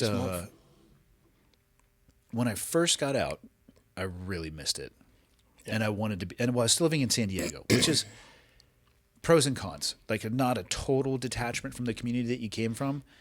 But you're also not in that community anymore, so you're in the bleachers as opposed to being on the field. The farther away I've gotten from it. And I don't say this in a bad way. I'm more and more less interested in it. I'm so happy that they basically took the Dam Neck model and built it on the West Coast, which is fantastic. Good for them. I'm glad they had the budget. I'm glad that they're able to do that. I don't know if I have any desire to go check it out. It's just a bunch of buildings. I think when civilians get tours, they're like, I'll give you tours. It's kind of lackluster. All the training happens away from here. This is really just an office building with some cool toys here and there. That's a. Have you found that you miss it less the farther you've gotten away from being in, or you think about it less? Yeah, probably for sure. I just know that there's the next generation that's just doing great and kicking ass and working their tails off and doing it. And I just realized they don't need me. No, they don't. My input and usefulness is expired. No, that train goes so fast. They will beg and beg and beg you not to get out. I was just going to say the same thing. Second you get out. If you leave, this community will not survive. You come back the next day, they're like, "Oh shit, we thought you were gone. We already got a guy to do your job." I mean, it's the entire system is designed. Guys get wounded. Guys get killed. Like no one's irreplaceable. Like, you're great. We'd love you to stay, but if you don't, we'll replace you in a heartbeat. They never really tell you that, though. They do tell you that you're replaceable in as many ways and forms and shapes as they can, and the pressure to stay in is definitely real. I think it's valuable, and this is me looking back on a change I guess I wish I had in myself that I didn't recognize. I think reminding yourself that your usefulness and expiration date is on an egg timer is probably healthy. I think it would actually, at least at the tail end of careers, help people orient towards the next and set them up for success. So, how long did you stay at the command for? Let's see, 7 to the end of 11. It's like just over 4 years. That's awesome.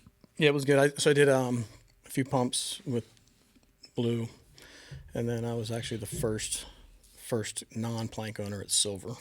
So I'm assuming they just populated that squadron with people from the other ones, right? They did a pretty good job. I can't remember exactly how they did it, but there was definitely no like dumping of guys we don't want. It didn't happen that way. It was I can't remember. I think they may have even. Well, you can't plus it up with an entire green team class because that would not serve the purpose either. I think they may have even said, "Hey, each one of you give us a troop right now." I think I'm not even positive, but I know they did a pretty good job. It was a bunch of good dudes. They stood it up. They did a great job. Well, it has to, upon creation, it has to instantly be operationally capable. So I mean, you can't fuck around with that. That was and it was interesting too. Like I bumped into some buddies that went there, and that was the only one that wasn't in the main building when it first stood up. And I remember going over there, catching up with a buddy, and be like, "Oh, let's go over, my thing, go see such and such." And he had never even been up on the second deck, and I was like, "God," I just drove home. Like, you guys are so isolated. They need to fix that. Yeah, because you don't know anybody here. I've heard the new compound is pretty nice. Oh, I've been there. It's crazy. Yeah, It's I've never huge. been there and seen it. I've only. Yeah, it's nuts. Yeah, again, I don't know. It's interesting too. I don't even know, because of the fact that I host this podcast, I don't even know if I'd be welcome there.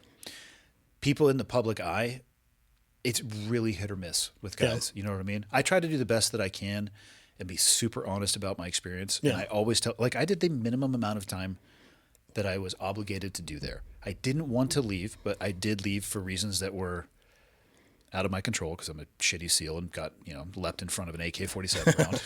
It's like, hit me. But yeah, it's, and I say that because I know some guys who are not welcome back because they're in the public spectacle. Yeah. It might be because of how they conduct themselves, and I just try to tread on it so lightly and be cautious. But Yeah. it's another one where, like, the torch has been passed. I'm so stoked that they exist and that they have evolved, and I'm just... Well, guys get really, really sensitive about basically, whatever you do for life. You're trading on the brand. I worked at How do you not, though? No. I mean, that's what we Yeah. do. It's a natural thing. Yeah. And you're doing it, and I'm doing it, and so it's okay. It's your sum of your experiences, and that's what you're building something else on. And Yeah. that part, that's who you are. As long, but we did sign a lot of paperwork saying we wouldn't talk about certain things, which I never do. which you don't. You know what I mean? And I was like, and if you want to, if you're going to crank out a book, hey, Yeah. share your experience. If you're going to crank out a book and talk about things other people did, people aren't going to like you very much. That is correct. And then your name might end up off of certain squadron walls. Yeah. So right. I don't know if people know this, but power drills work in two directions. But if you do it the right way, you ever read Touching the Dragon? Jimmy. Yeah. Jimmy did a great job, man. Jimmy, I've known Jimmy for a long time. Yeah, fellow. He- Sky. And that's why I guru met him. guy. Yeah, I met him through, and he would augment courses, and God, I mean, he fucked himself up before even going to the command. Oh yeah. He caught a wire right in the stadium. The downplanes where Yeah. was it a downplane for him? I mean, because I think they had separated, but it was too low. And the he hit a wire. Leapfrogs went through a rash of incidents where we're talking life flights, and he was a part of that. He was for sure part of Yeah, it. and so I will say this. I love Jimmy to death. He was a different man after that accident. Well, that's what his wife says. Kelly's flat out says, "This is not the dude I married. Like, he's a changed person." And then when he got hurt overseas, man, he went through it. Yeah.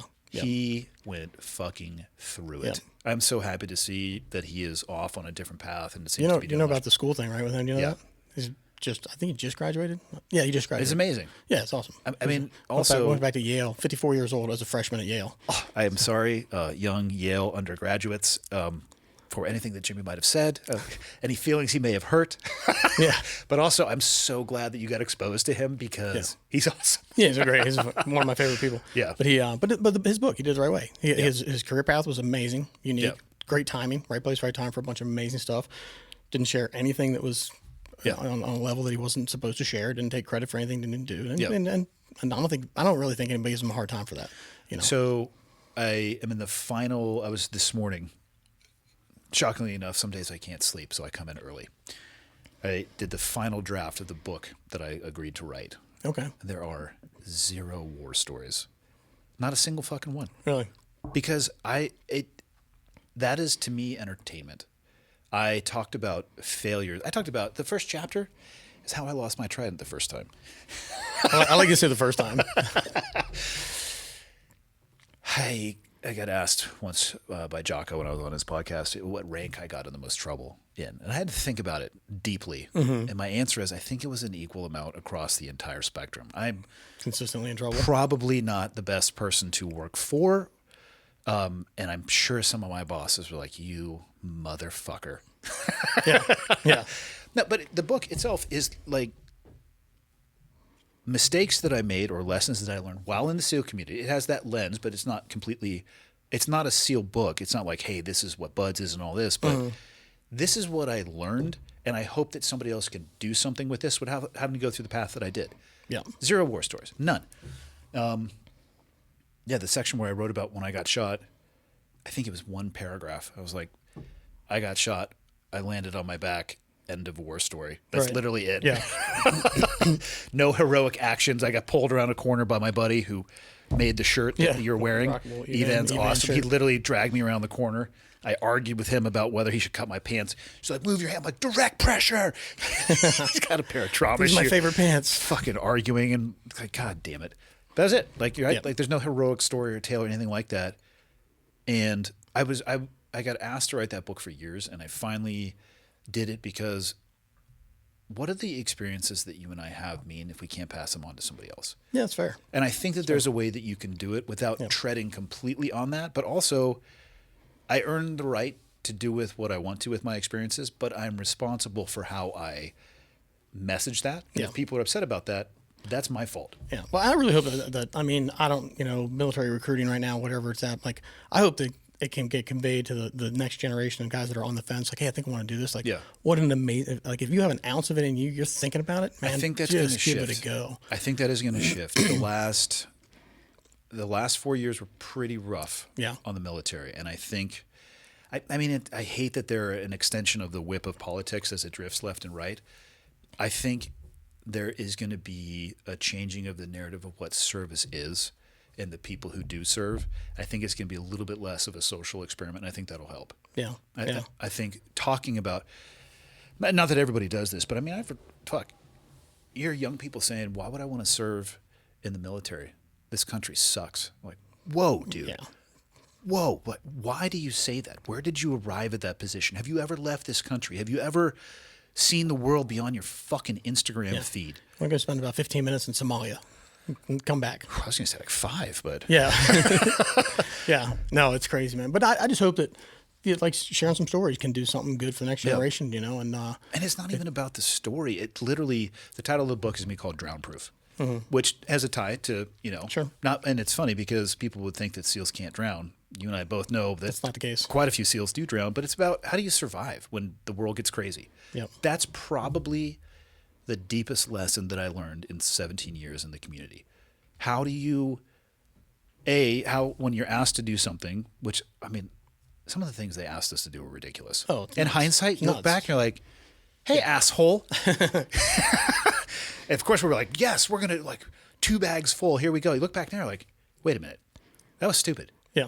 Nobody else would. You guys asked us to do that because nobody else would do it, didn't you? You sons of bitches.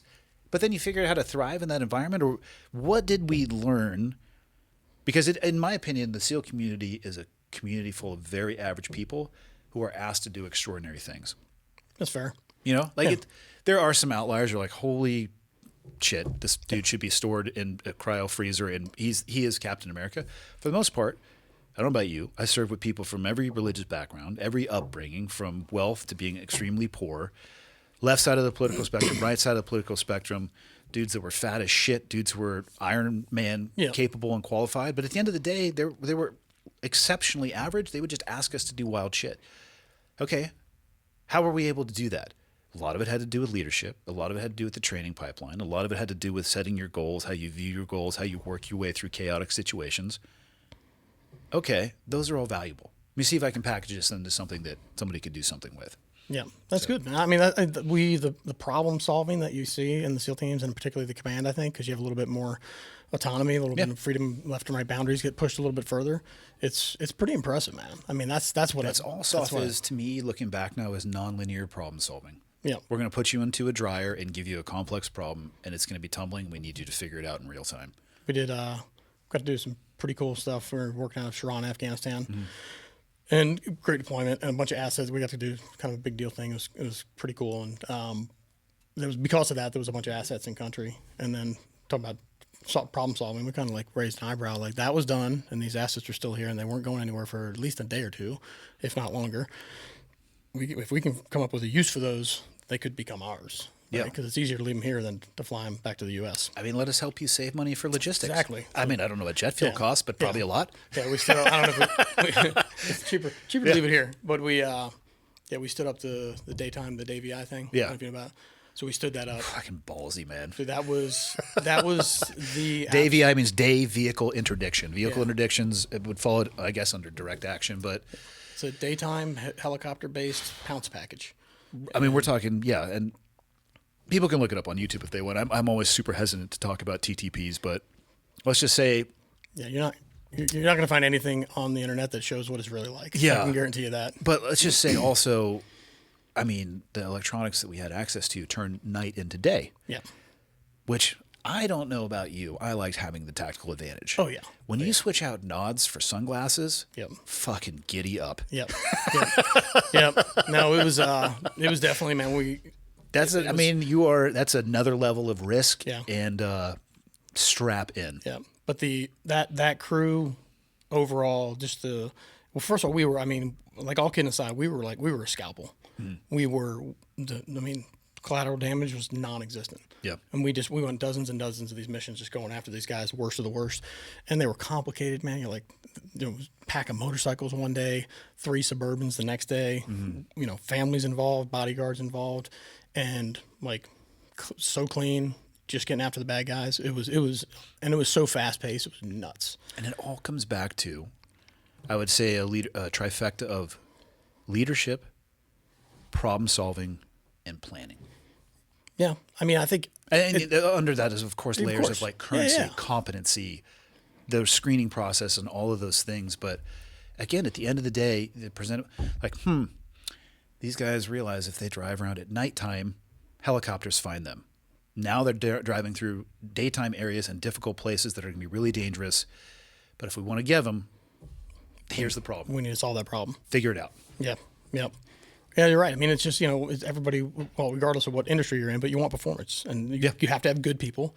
There's not a line of dudes in SEAL teams that like, oh, yeah, I was going to play in the NFL. I ripped that contract up. Like, no, we don't have that caliber of athletes. There's a couple of dudes that are pretty, like you said, pretty exceptional. But They're the outlier. yeah, no, they are. You got a bunch of pretty fit dudes. And some dudes who Pretty couldn't smart. see their dick if they were And some guys who could push away from the table once in a while, But yeah, you got good people, and you get high functioning, cohesive teams with good or better leadership, and then that's going to get you the performance, you know. And that's what we were very fortunate to be a part of. And also be a part of something where no one's making any money, And if you see somebody across the compound working on a problem, you can drop it. If you have an idea on how to make that dude be better and help him, you can drop everything you're doing and just help that guy get better. And there's no, like in the civilian world, if I just drop everything and just go help some other team, like my year-end review is not going to look good. Like, we noticed that you stopped doing your job for 2 weeks. Oh yeah, but Mike needed help. Yeah. Like, that doesn't work. Yeah, it's not your job. Yeah, it's not your job. So, but that happens all the time in spec ops, Yeah. Guys like, What was, so you did 4 years there. How many years had you been in the teams when you left the command? right around coming up on 17. Okay, so you maybe had one more billet left. They, I kind of when I left, I knew I wasn't coming back. We can talk about that if you want. But I think the detailer is the guy who gives you your next set of orders, your job. So I was an officer with about 12 years commission time. I think we can agree that the detailer is the dude who rotates through there. The woman who Yes. sits at the decks. Yes. I heard she's gone. Yes. Not- as in like the famous one is gone. Yes. Yeah. It's the little ladies in the white tennis shoes really rule the world. So. she wielded so much power Oh yeah. inside of the military. Yeah. I For mean, sure. there's a reason why they rotate people through duty stations for short periods of time, so you can't have this entrenched level of power. Yep. That woman probably had dirt on every Oh admiral. yeah. Oh, for sure. For sure. Yeah. She was always kind to me. Thank Yep. you very much. I I'm was not always going in- to I say was- your name. Yep. I was always in the good graces, And Yeah. But I think the detailer, because I was about 12 years commissioned service, and at that point, for a regular officer, not a prior enlisted guy, you're like, okay, this guy's got 12 years. If I send him to school for 2 years, he'll owe me on the backside. Oh, like a master's program? Yeah, like if I send him to school for 2 years, he'll owe me double that as a payback. I'll get my 20 years out of this guy like that. If he's on the fence at 12, I'm going to get him for 20 or more if I send him to school. It doesn't play with you. Well, I literally think he made a mistake. I don't think he looked at my 17 years. I think he saw 12. He's like, oh, this guy's a 2,000 year group. Hey, you want to go to graduate school in Monterey? I was like, yeah. And I was like, I can't believe you're offering me this. What is that, Naval Postgraduate School? Yeah, Naval Postgraduate School out there in Monterey, California. Yeah, just south. That's on the other side of the Santa Cruz is up here, and that's on just the other side. Yeah. Why did you say you think or you knew you weren't going to go back when you left? The old saying, you're only as good as your last op. Yeah, I really hate that saying. it's really true though. I know. Did you have a shitty last stop? We did. We had a pretty rough last op. And You can talk about it at whatever level you want. Yeah, it didn't end well. We can get into it a little bit, but I knew, so that didn't go well. And it wasn't just the op, it was the aftermath, the way things were handled, that I was like, yeah, I'm not sorry, guys. You know, a little bit too much Emperor naked in that one. And I still love the community of law. I mean, can't say nothing. Yeah. It did just a couple of bad decisions were made. And it wasn't really at the tactical. Some bad stuff happened at the tactical level. Some worse stuff happened elsewhere, you know, when wagons got circled, Upstream. who they were circling around and who was taking care of who and that kind of stuff. Yeah. And I was like, nah, I'm done, guys. I'm done. So I knew when I left, I was like, I was done with that. And I was so close to retirement. Yeah. Sorry, go ahead. I was going to say, as you were describing that situation and you see that happen, it sucks when the facade that you want it to be shatters. And you see at the end of the day, again, it's human beings. Yeah. And they go into self-preservation mode. Yeah, that's what When from you and I, what do they tell students from day one of BUDS? The person to your left and right is more important than you. Yep. And then you see way later on, because things don't always go right. And you have this, facade's not the right word. You have this idea behind a piece of glass, if you want, that you want it to be. And then one day it gets shattered and you're like, fuck. Yeah. Yeah. Yeah. It can be heartbreaking. Yeah. But also, I hope that it happens to everybody so that they understand it's just people and people aren't perfect and there's no perfect systems either. Yeah, so for sure. be very cautious what you dedicate your life to. Yep. Yeah. So I that happened, and we can circle back to that. I left there. I think the orders to Naval Postgraduate School were almost by mistake. And because he saw the 12 and he didn't see the 17. Yeah. So he sent me to graduate school, and I came out of there with I was like, am I 18 and a half coming out of there? Technically, I owed 3 years on the back end, which good luck getting that one out of me. Yeah. And so then I went to advanced training. So for the East Coast. So I was the OIC, which is an executive officer tour. So I ran the East Coast schoolhouse. Was it essentially TRADET? No, East? TRADET trains the platoons. Yeah. Advanced training, you own all the schools. Gotcha. Breach Okay. school, sniper Gotcha, school. gotcha. You know, so I was. Really, for civilian translation, I was the dean of a schoolhouse. Yeah. You know, our schoolhouse blew stuff up and jumped out of planes and did all that stuff. But 2,500 students through. Well, I can't remember. We had 100 guys, 17 courses, whatever. So did that. Did you consider it all staying past 20? No, I was pretty much done. It was good. I enjoyed. It was a great exit tour working there. Graduate school was fun. Partnered with a couple of great buddies. One of whom is the number 2 guy. You may have seen him doing push-ups during the Army Navy game. It's just weird. I don't know why people do that stuff. But whatever. So he's the number 2. Yeah. I guess he's the commandant of students is the number 2. I'm not sure, but he's the number 2 guy. A great guy. We partnered with another guy, and wrote our thesis. And we wrote our thesis about talent identification and retention. So the identification, grooming, and retention of high potentials, because really in the officer ranks we had a major, retention problem. And I think that though comes from people about the 6 to 8 year mark, and you're looking down the window of, okay, I wanted to come into this community not for an administrative role, largely. Yeah. And I've done my third O, I've done my AOIC. So third officer would be, honestly, it's a metric of having a lot of officers. So you're third in the chain of command, third O. AOIC, assistant officer in charge, or 2IC, second in command. And then your OIC, you'll probably get a troop commander job, and that's probably going to be at a conventional team, your last battlefield role. Yeah, I mean, you see this in the aviation, any of these highly, higher end things in the military, whether you're flying a jet or you're a nuke or SEAL teams or something like that. Nothing against anybody else in the military. Just those groups draw in a little bit overqualified people because the job is pretty rewarding. You're talking about selling an addictive product at your coffee shop. God, it I mean, helps. the SEAL teams is like, you talk about an addictive. What are you talking about? Never experienced that. Never, not once. There's a funny old, I'll find it from COT. This is a funny old saying about the OSS, the precursor to the CIA. Yeah. You ever heard that one? It's about how I've heard of the OSS, but I don't know. There's one of the old guys wrote this thing about how addictive it is. How could it not be? I'll find it in COT, but it's Our job was the most bizarre and maybe unique role on the planet. And there's other military units that do exactly the same thing. Sure. I'm not saying that we're unique in that, but anybody in that realm, Army Rangers, Green Berets, Delta, you name it. Like, so if you cannonball into that pool though, Yeah. and then you're told, hey, you got to get out of the water, but you can put the towels on the on the benches, but you can't get back in the water. Yeah, you're going to have a retention problem. Yeah, that's what happened too. I mean, you get this incredibly addictive job that's a grind. Your pay is terrible. Yeah. You're away from your family constantly. You're burying your friends left and right, right? But the job is so addictive that these guys stay. And they stay and they stay and stay. And it'll eat you up. But loved it, wouldn't trade it for the world. But I think you get these high caliber people to come in and do it. And on the officer side, we talked earlier about the enlisted, you can keep running gunning for quite a while in the enlisted ranks. Yeah. I know guys in mid to late 40s still going, and the window for anybody listening, I've always equated it to pro athletics. It's very much like being in the NFL. It's, 22, 23 years old is probably your average new guy to like mid to late 30s, man. You start pushing it, north of 38 years old, you're getting a little bit on the older side. So it's kind of like pro athletics. And but you get these guys come in overqualified, super smart, flying some whiz bang multi $100 million jet. The guy's genius. Flying this crazy thing, or in the SEAL teams, like overqualified. And then you get really the stuff you love for 6 or 8 years, and then you grab a desk. And the desk still deploys. The desk, you're still going to be away from your family, but you're no longer doing all the real fun stuff that you love. No, it's you're watching it on an ISR screen as opposed to being on the ISR screen on the other end of the sensor. And then you look at life just catches up with people.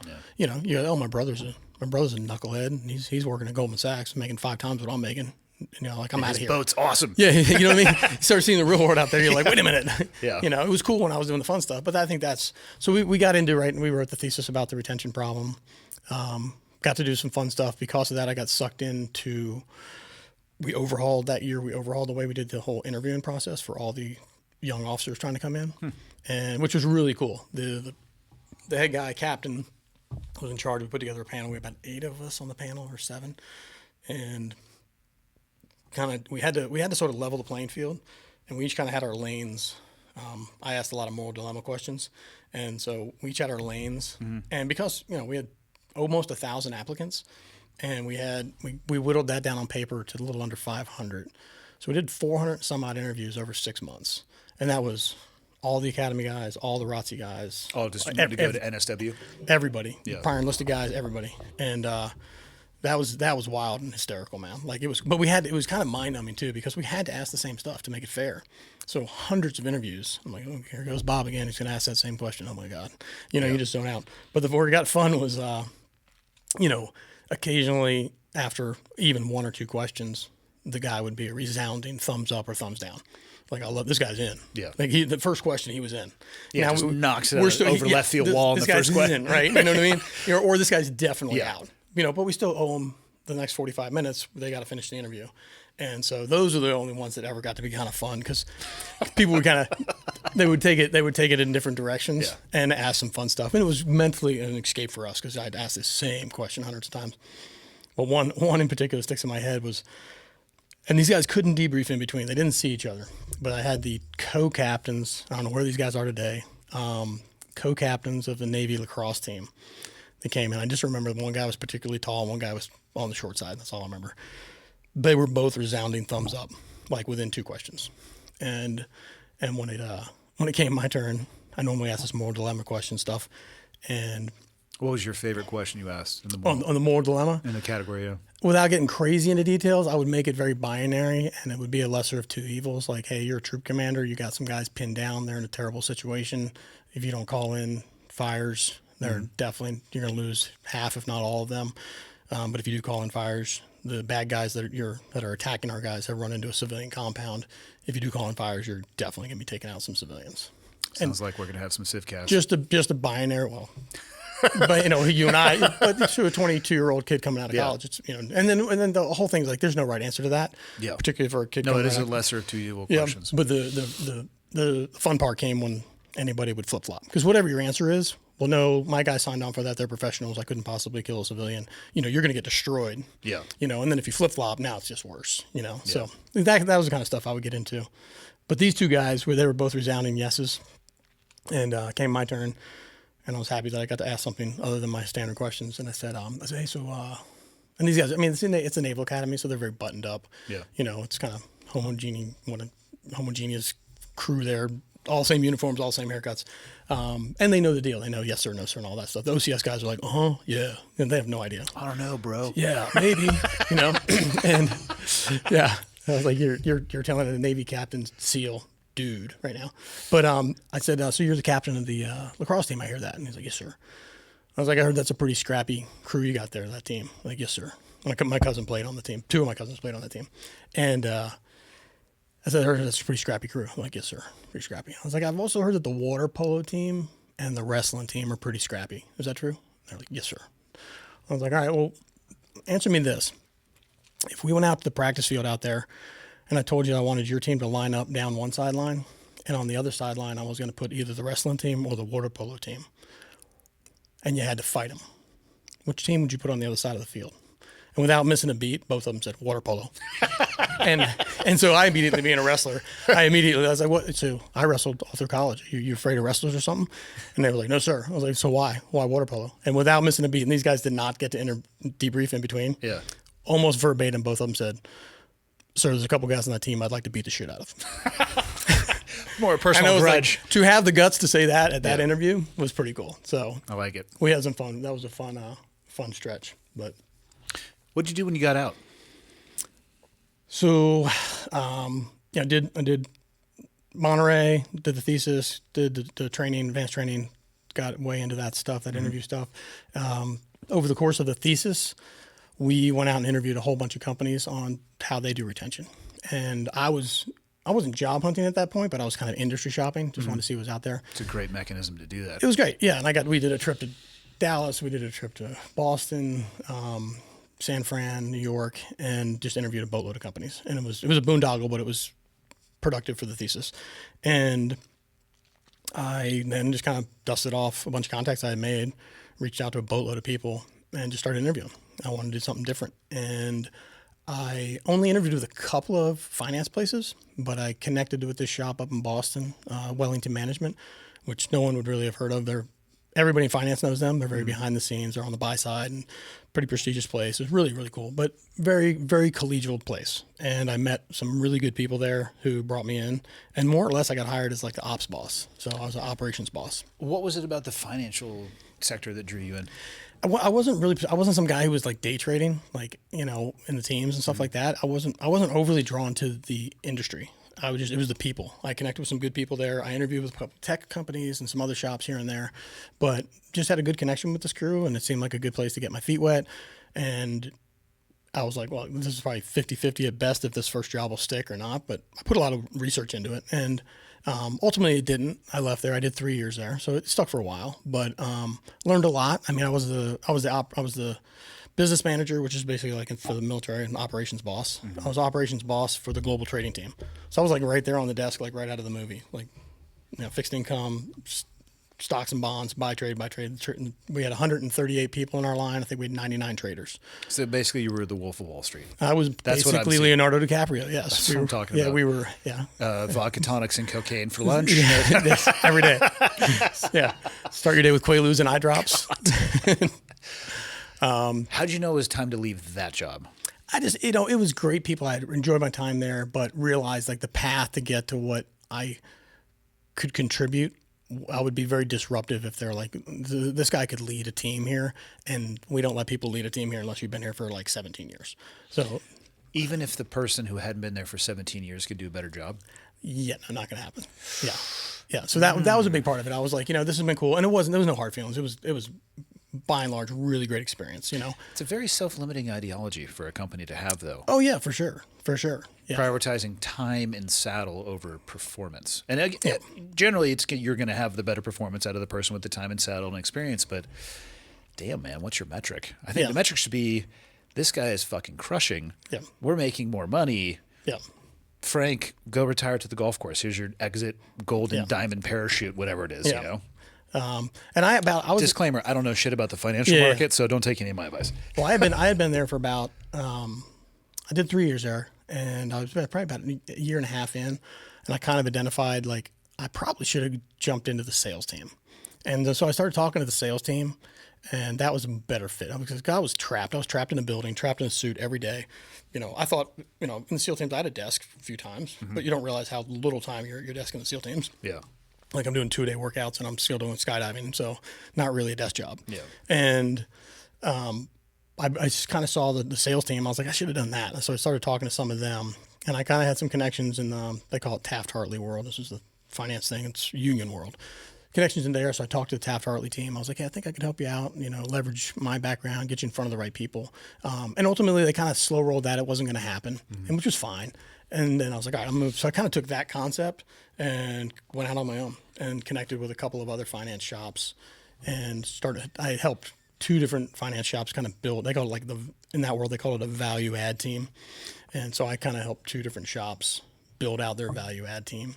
And the value add team is just helping them get face time with their customers. Yeah. Which are their customers are in that world. They're wholesalers that are trying to sell their financial, products, and they're trying to sell it to financial advisors who's running your money for you. That makes sense. So I did that for a couple of years, and then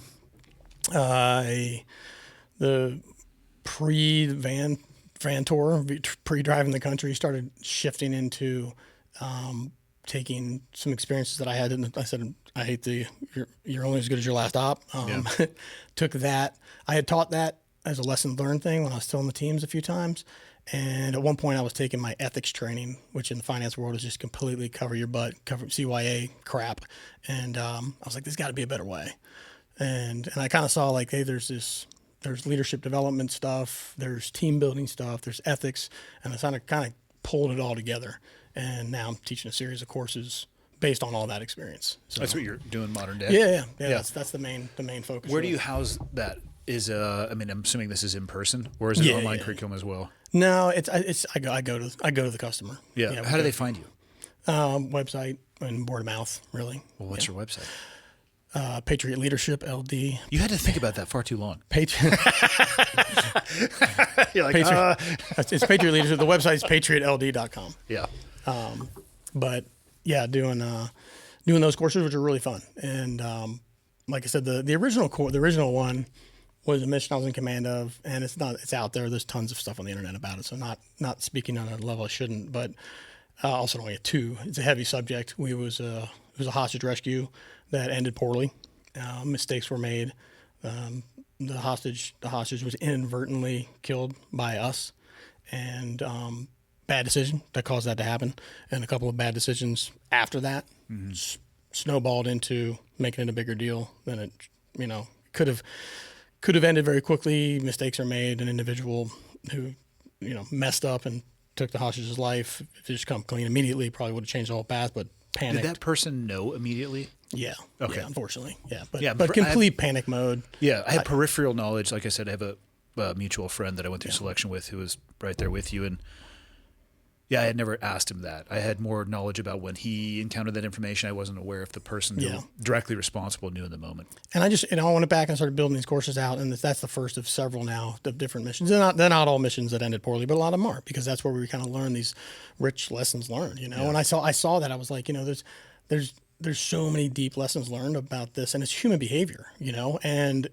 I got to be able to take this to any ministry. And I've taken it to finance shops, to NASCAR, to transportation companies, to military supply companies, like you name it. It works, wherever you want performance, you want that high functioning teams with good leadership. Like that's what this is kind of. How is it received when you present? Really well, man. And people love it. And the thing about it is, like, it's getting people, I kind of nerded out on getting into not like the adult learning theory is kind of all the rage. How do we learn? I went back and did my MBA a couple of years ago, right before the pandemic. I went to Duke, which is an amazing program. I shout out to all my classmates who carried me through that program, like you read about. Barely survived that, but started seeing different case study models and how they did the teaching, and I started paying attention about when I did do well in a class there, like how I learned personally. And it's just, it gets into adult learning theory. So like we learn by experiences, we learn by storytelling, experiential stuff, and so kind of went that model. And it's also fun because basing the courses we teach on real world stuff that's in our world, old hat, but like it gets people so out of their comfort zone. Like if you, you know what I mean? You're up there looking like you're a monkey juggling chainsaws. Yeah. Right. I'm sorry. What did you just describe? How much time did you have to make that decision? And what hung in the balance? Yeah. You had 5 seconds and lives. You're lucky. Yeah. And, but yeah, that, and it's all, if you took, you name the industry, whatever, man. Anybody who's had a snafu lately, airline industry. There's been a few snafus. You take a bunch of people from the airline industry and you build a case study and a course around a mistake that's made in the airline industry. They know the business too well. They know that industry too well. Yeah. It's not, they're not, you build a case around something in an operating room and you teach it to a bunch of doctors, a bunch of surgeons. Like they know the right answer. Yeah. They're like, well, I just wouldn't do that, or I would do this, or you can, lesser of two evils. You're going to have to, but by getting people totally out of their comfort zone, you do those rich lessons learned that are just completely conveyable. It's been super fun, man. Yeah, you can nest that knowledge inside of a story is not the right word, a scenario or a situation that has nothing to do with what they do for a living, but can have immense impact. Do you enjoy public speaking and presenting? Because I'm assuming that's how you do it. Are you on stage, or when you present these, are you in more of a classroom setting where larger groups of people, or is it a mix of both? Mix of both, really. Those are smaller groups, which I really enjoy. I've done plenty of keynotes. It's fine. Keynotes are great. It's but you don't get the same. You get in front of 300 or 400 and 500 people. You just don't. It's just less interactive. You don't get the interactive. You do a presentation to 40 people, and then you open it up to Q&A. You get into some good stuff. Yeah. But so the smaller group is more fun. You know. What was your highlight from your 20 years in the SEAL community? Got anything that steps out? Man. I'm sure there's a beautiful topography of highlands along the way, like a mountain peak. But is there one? Do you have a Mount Everest one that sticks out above? I would think we kind of touched on the daytime vehicle interdiction. That was that was. I mean, it's hard to explain, man. Without getting into TTPs and tactics, techniques, procedures too much, but it's a pounce package. You're learning patterns of life on people. You're figuring out when and where you can get after them, and the flexibility. How rapid. Everyone was absolutely, we did dozens and dozens of those. Everyone, no two were even remotely the same. It was crazy how different they were. And we did, one day we went out and there was this top lieutenant we were going after. And we went out after and he was traveling a couple of vehicles, had bodyguards with him. We went in, we stopped him. And it was kind of an escalation of force thing without getting too much into it. Hey, present, hey, it's a big helicopter, that's scary, But escalation of force thing, that went well, right? And got the guy, and then we're flying back, and about a 12-minute flight back, and we're within sight of the base, and we get word that the shadow governor guy was on the move, and this guy had been a ghost. He had been nowhere to be found for months. Like he knew his days were numbered. Like we were just taking his network apart. This is in Afghanistan. Mm-hmm. So at this level, we talking like high level AQSL type people, or these? I'm not sure quite high level, but they were high enough that they're plugged into that world. Okay, so outside of the Taliban farmer that unburies his AK to walk the poppy fields in the afternoon. Yeah. Okay. Now these are serious dirtbags doing nasty stuff, and we were watching them live. Just horrific. Well, their level of sophistication, being able to evade or not be found, would speak to that for sure. Yeah.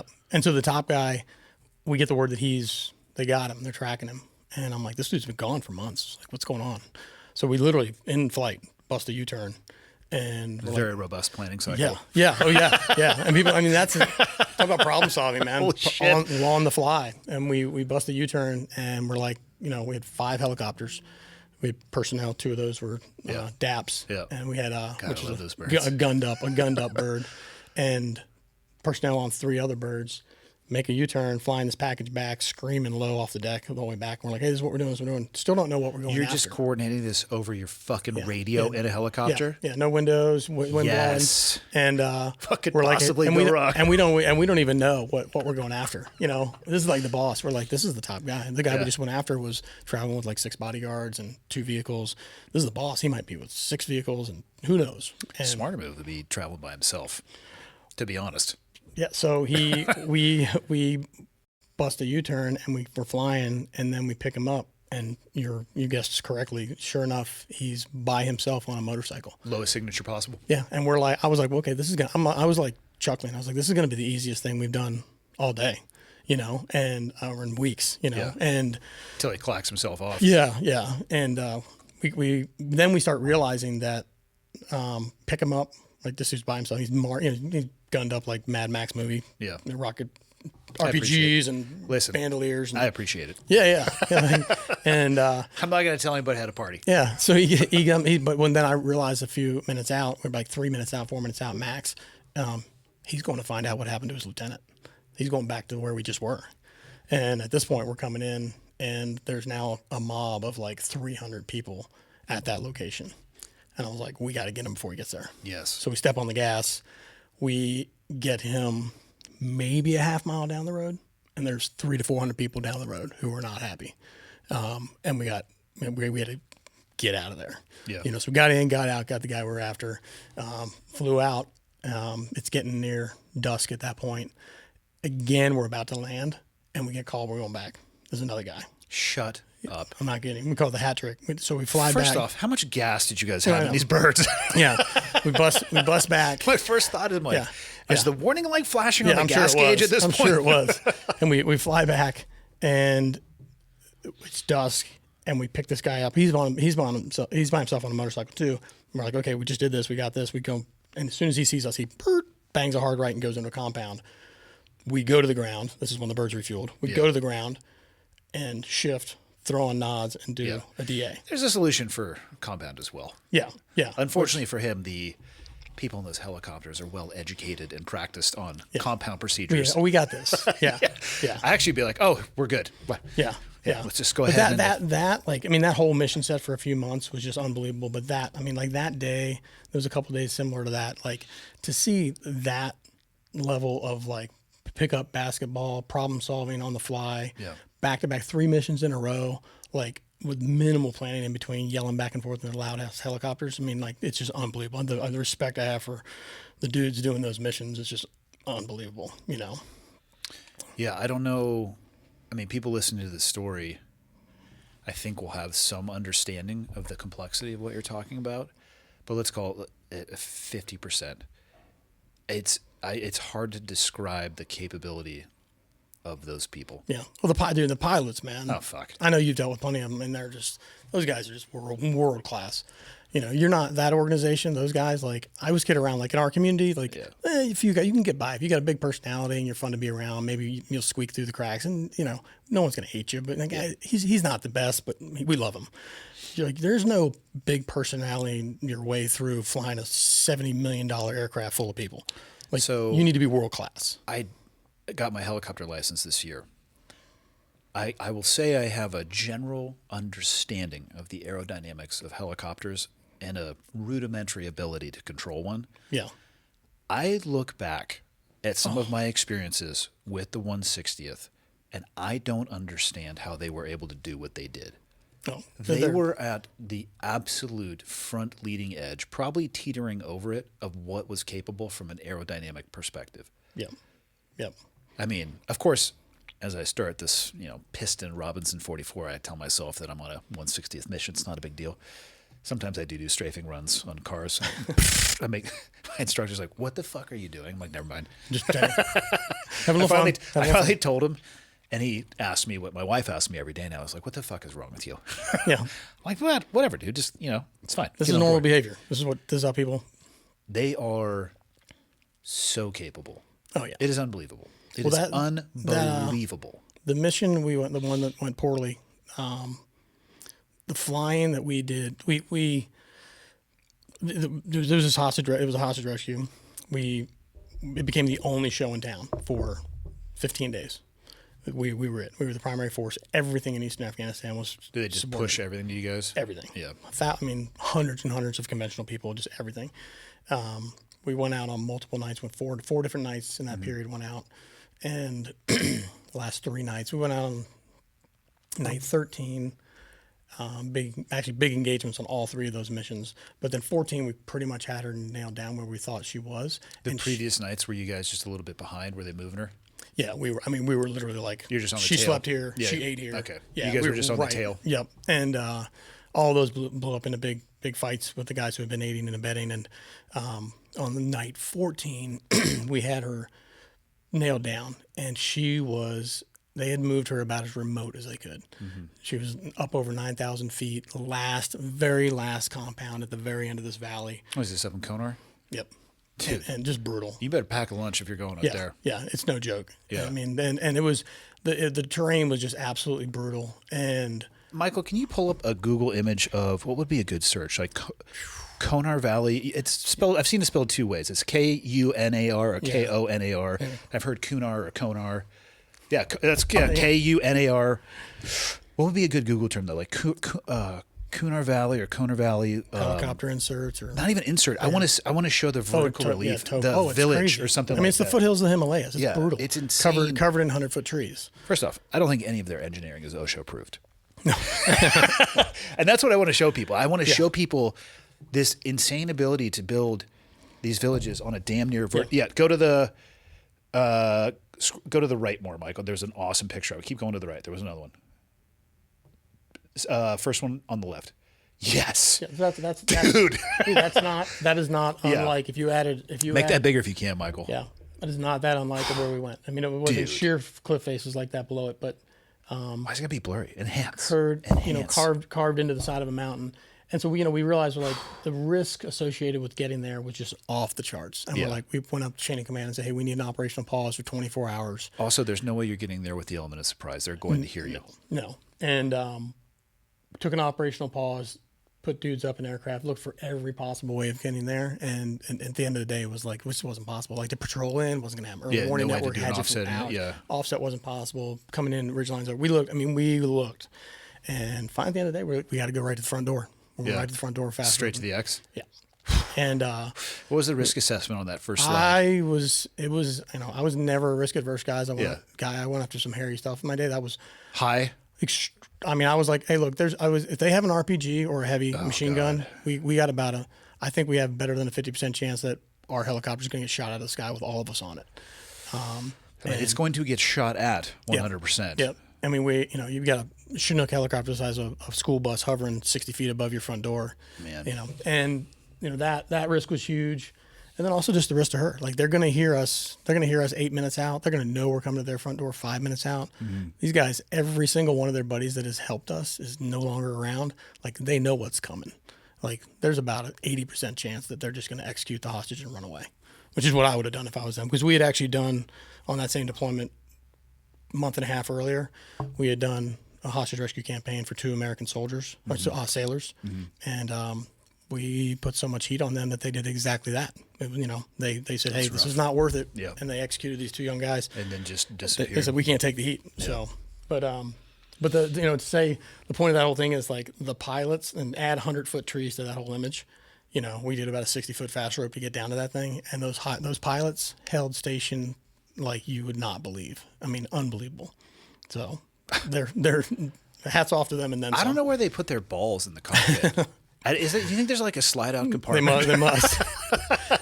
I remember getting on one night, multiple nights, but one night in particular, like we were in a dicey situation, we were still in a firefight. And we went to our first HLZ. And I got on the radio. I was like, hey man, we're still in the thick of it. Well, we're going to go to the alternate. It's about a mile away. I was like, we're going to fight our way to the alternate, not dragging y'all into this. And they were like, nah, we're coming. Oh, fuck. They're like, nah, we're coming. Yeah. And I was like, all right. And then, they came in, the gunfight, and you know the deal. Like the gunfire stops coming our direction because you kill one of us, you're kind of a big deal. I do like when the laser beam comes out of the helicopters, though. Yeah. But you shoot down that $75 million aircraft, you're a legend.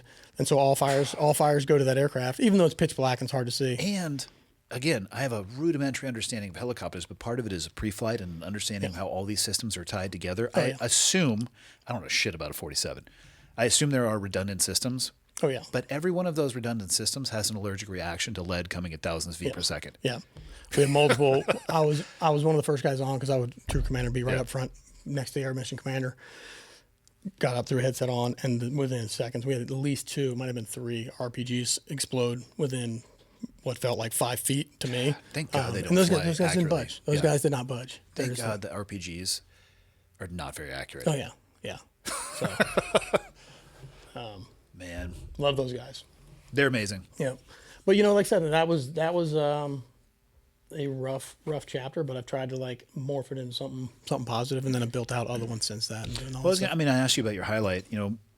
Would you say that particular op was the lowest thing that you had to deal with, or the hardest thing you had to deal with in your career? No, I mean, It was a bummer. I do that. But first of all, I should have said this before. First of all, to the Norgrove family, and her name's out there. Condolences. We're so sorry. We busted our butts. We did everything we possibly could and messed up. Sorry. And to every dude, and we have mutual friends that were on those birds with me that night. All the respect in the world. Even to the guy who messed up. The amount of risk. People do not well, first off, they might have some level of understanding of the risk, but what almost nobody will ever understand is what it feels like to be getting your shit on. Yeah. Knowing you're going into that, because whether you want to or not, you believe in what you do, and you believe in the person to the left and right and the purpose and what your fucking flag on both shoulders is supposed to stand for. Yep. That's what people don't understand. Yep. And I don't it's think hard. It's hard to. There's no possible way to explain that. That night was one of the few, probably did a couple times in my career, where I said, "Hey, we did go men force, absolutely bare minimum number of guys that we could take because the risk was so high." And I told my troop chief, I was like, "Hey, guys aren't going to like this, but we all went, our whole troop went." I was like, "But if we start cutting away guys from our troop," I was like, "married with kids, they're getting cut first." I was like, because if this goes catastrophic, I would rather have the bachelor go down than the father of three. You know what I mean? The bachelor would probably want it to be that way as well. Yeah, of course. They all would. So that was a risk level. Again, all respect in the world for the guys who accepted that level of risk for that mission. And again, people, you can't explain that to people. Yeah. A low life, low points, just losing guys. We've lost a ton of buddies. Yeah. Mark Carter, Badger. Lost. I had just gotten out of Green Team. Actually, kind of a funny story getting out of Green Team, but first real deployment after Green Team. Just got over there for a couple of days, and we lost Badger. Stepped on a crush wire, improvised device, and nothing you can do. You take X number of steps in certain countries, you're going to step on one of those Especially when things. they're the most heavily mined country on the face of planet Earth. Yeah. I mean, Yep. Tommy V was my troop chief. Tom, I knew Tommy. I can't. So we were. I'll obviously avoid the details of Yeah, everything that for sure. happened, but the fact that the way that it played out and the communication, Yeah, we were there for. So we.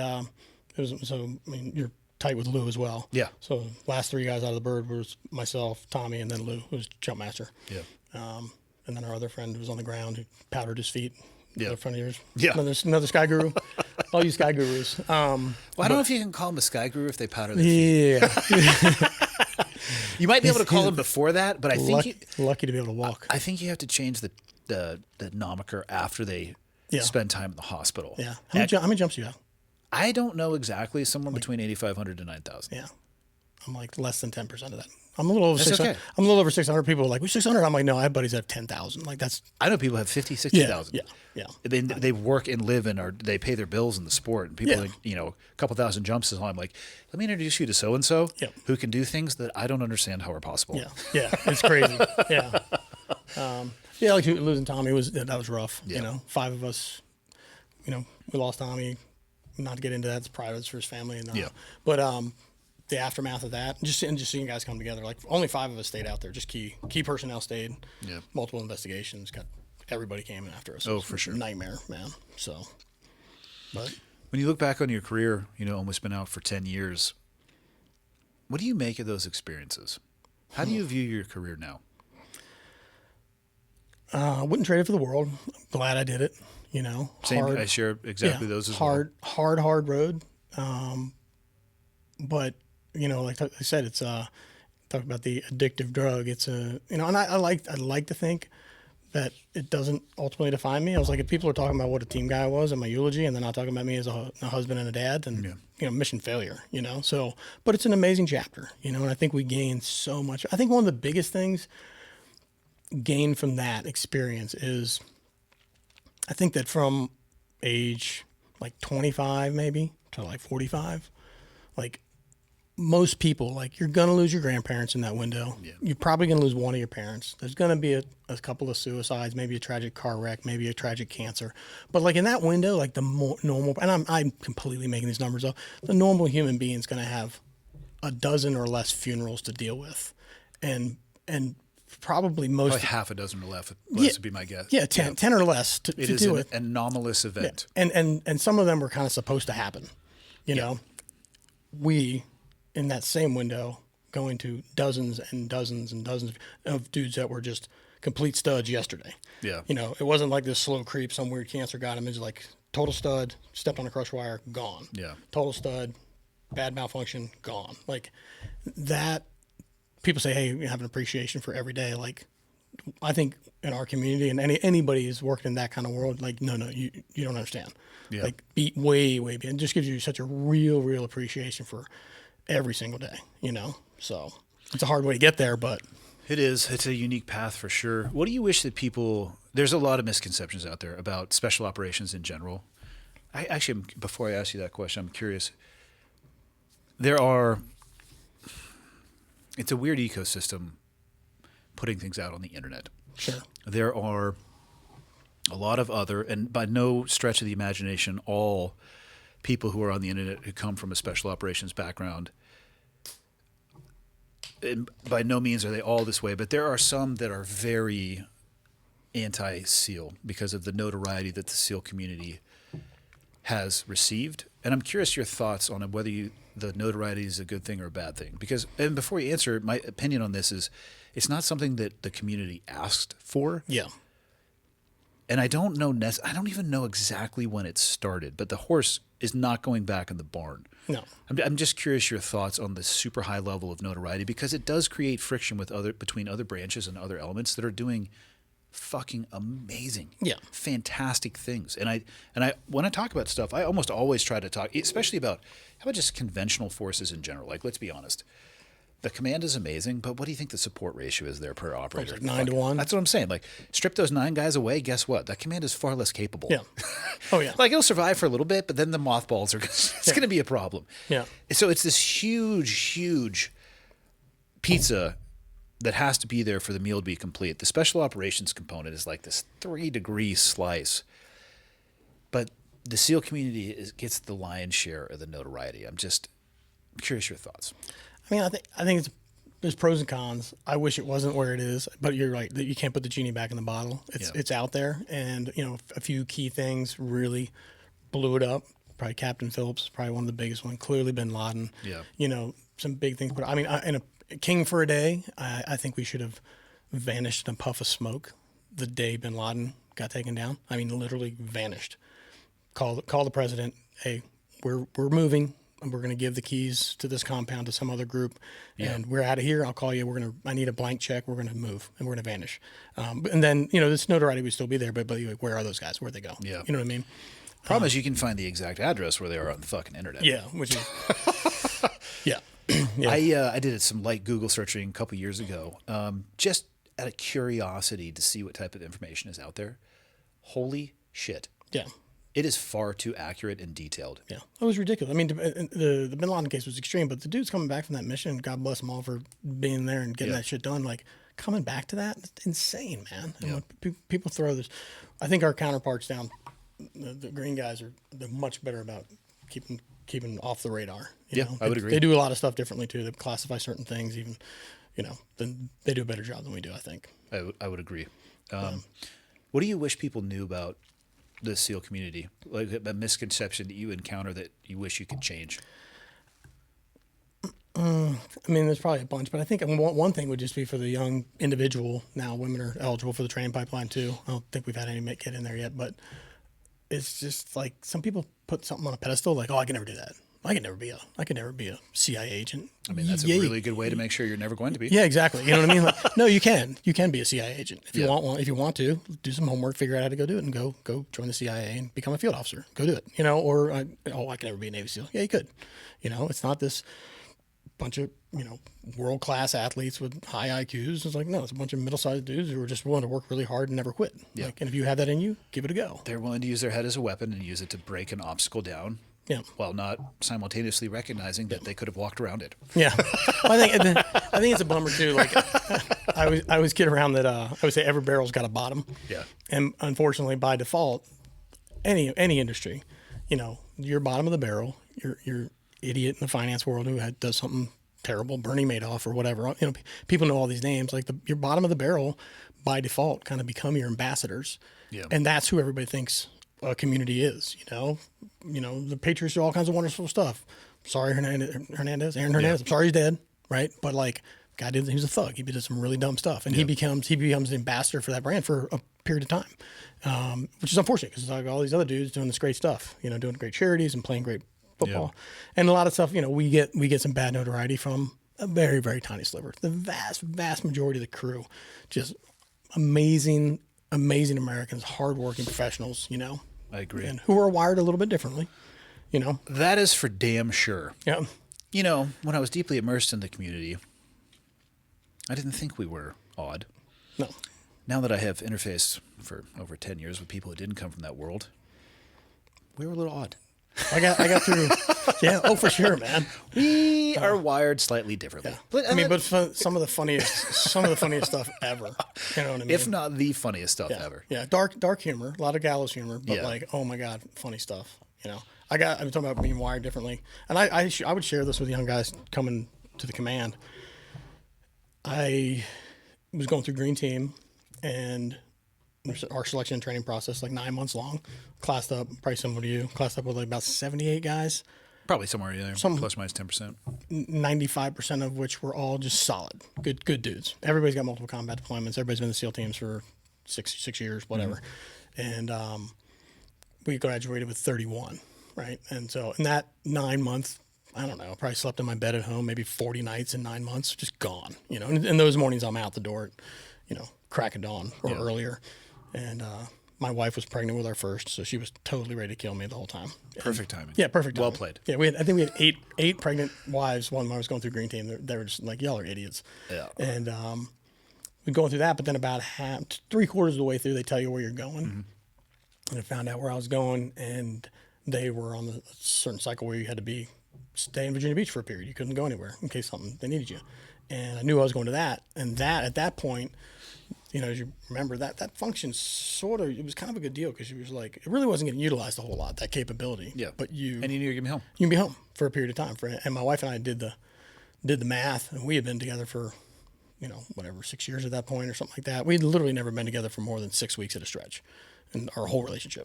And I was like, I'm home for a few months. You know, that was a good deal. I'm going to get through the training. The training's almost done. And that was like the light at the end of the tunnel. And she was again, still whatever, ready to kill me, you know.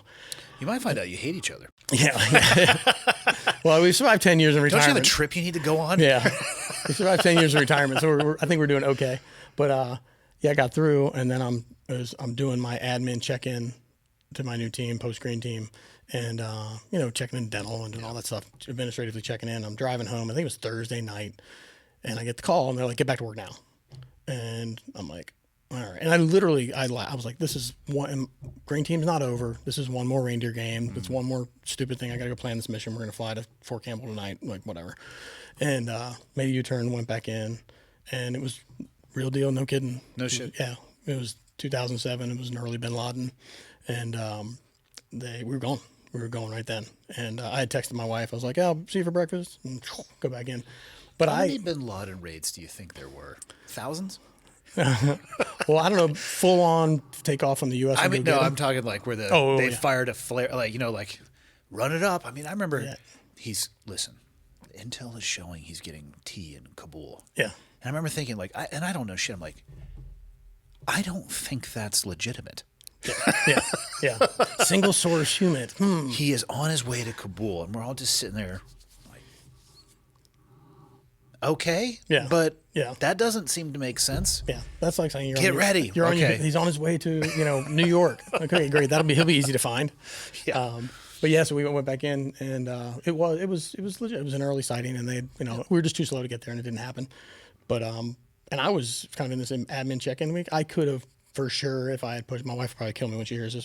But it's been 10 years. It's been longer. Yeah. But I could have not gone on that mission if I didn't want to. You know what I mean? I was just checking in. I was getting there. Fear of missing out is real, man. I was like, no, I've been in the teams for over 12 years. I just suffered through Green Team, and we might have a shot at this dude. Like, I'm getting on that plane, and I went. And, we stomped around Tora Bora for 6 weeks and didn't get anything. But I would tell guys that. I was like, that's the crazy level of, like, you might think I'm a nut job for, like, stowing away on a jet that's going to combat, but like that's the mentality. Like that you're surrounded by dudes. I didn't do anything exceptional. Every single dude would have said, "Oh, I got a chance to get out. Yeah, I'm gonna go. Yeah, I'm gonna get myself there." Yeah, I agree. So, you mentioned the funerals, and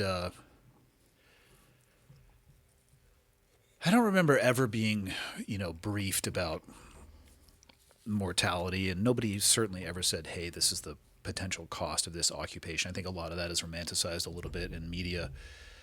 But I would say every single guy knew that it was on the menu, for sure. Like, if you didn't realize it was on the menu, wow, you were galactically lost and didn't have an understanding of the job. The funerals were hard. The ones I still struggle with are the suicides. Oh, yeah. It's and terrible. I'm curious your thoughts on why, and I can only speak about my experience with people in the SEAL teams, but it's a fucking issue. Oh, for sure, man. And I'm curious where you think that stems from.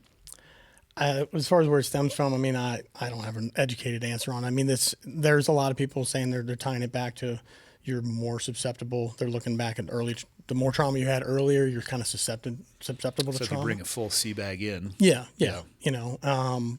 I had a great friend who went through, we lost him to suicide, but he went through NICO and everything. He was like, oh, it's so great. They found this. They got me on this med. It's so great. I did this program. And I was like, dude, we went through Buzz together. You were batshit crazy when you were 22 years old. I've known you a long time. You've always been crazy. Mm-hmm. Like you're the poster child for baselining, And so I think that some of that is baseline. You got to be careful some people are hanging on by a thread already, and you expose them to some bad stuff. It's going to get really worse.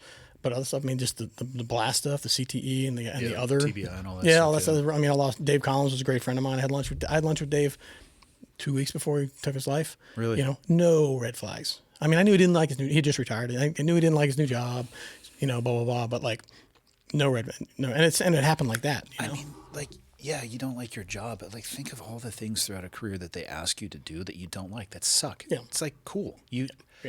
No, but something snapped in him. I mean, he had literally, I'll probably mess this up, but I don't want to get too into it.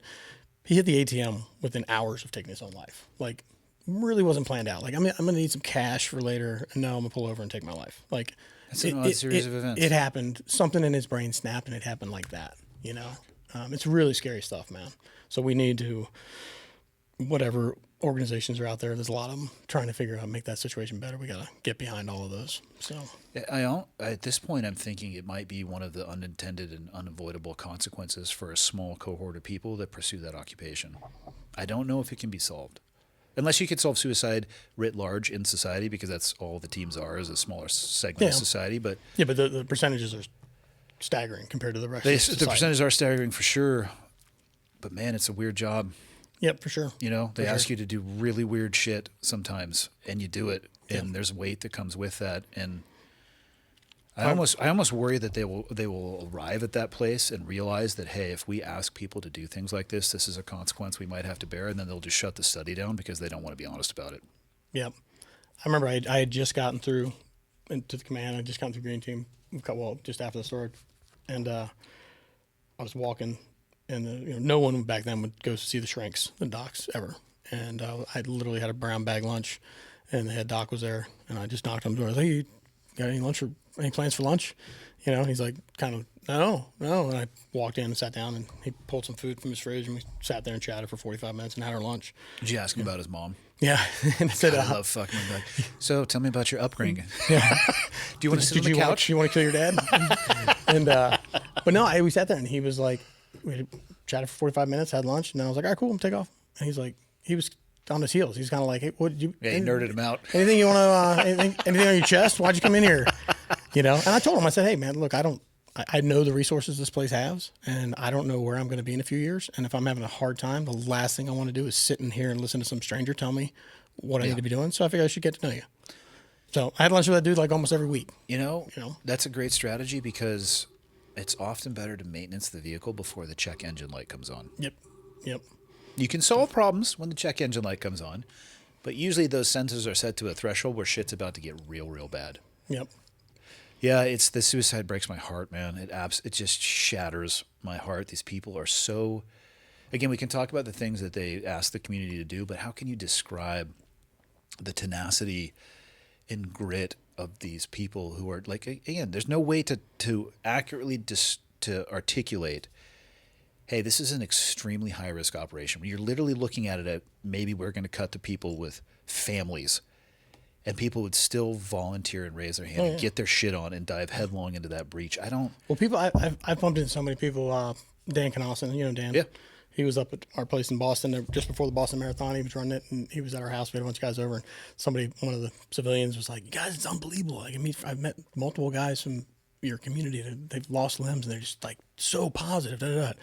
And it's like, I'm like, if you're working in an office building someplace and the elevator malfunctions and chops your arm off, I think you've got every right to be really angry for quite a while because you didn't sign on for that at all. But we did. We signed on for it. We knew it was in the equation. Metaphorically, I don't remember that paperwork. Yeah, I didn't sign actually it signing. specifically. But if you're like, how could this have ever happened to me? You're like, you do know you signed on to go to combat, and like, yeah, that's how it happened to you.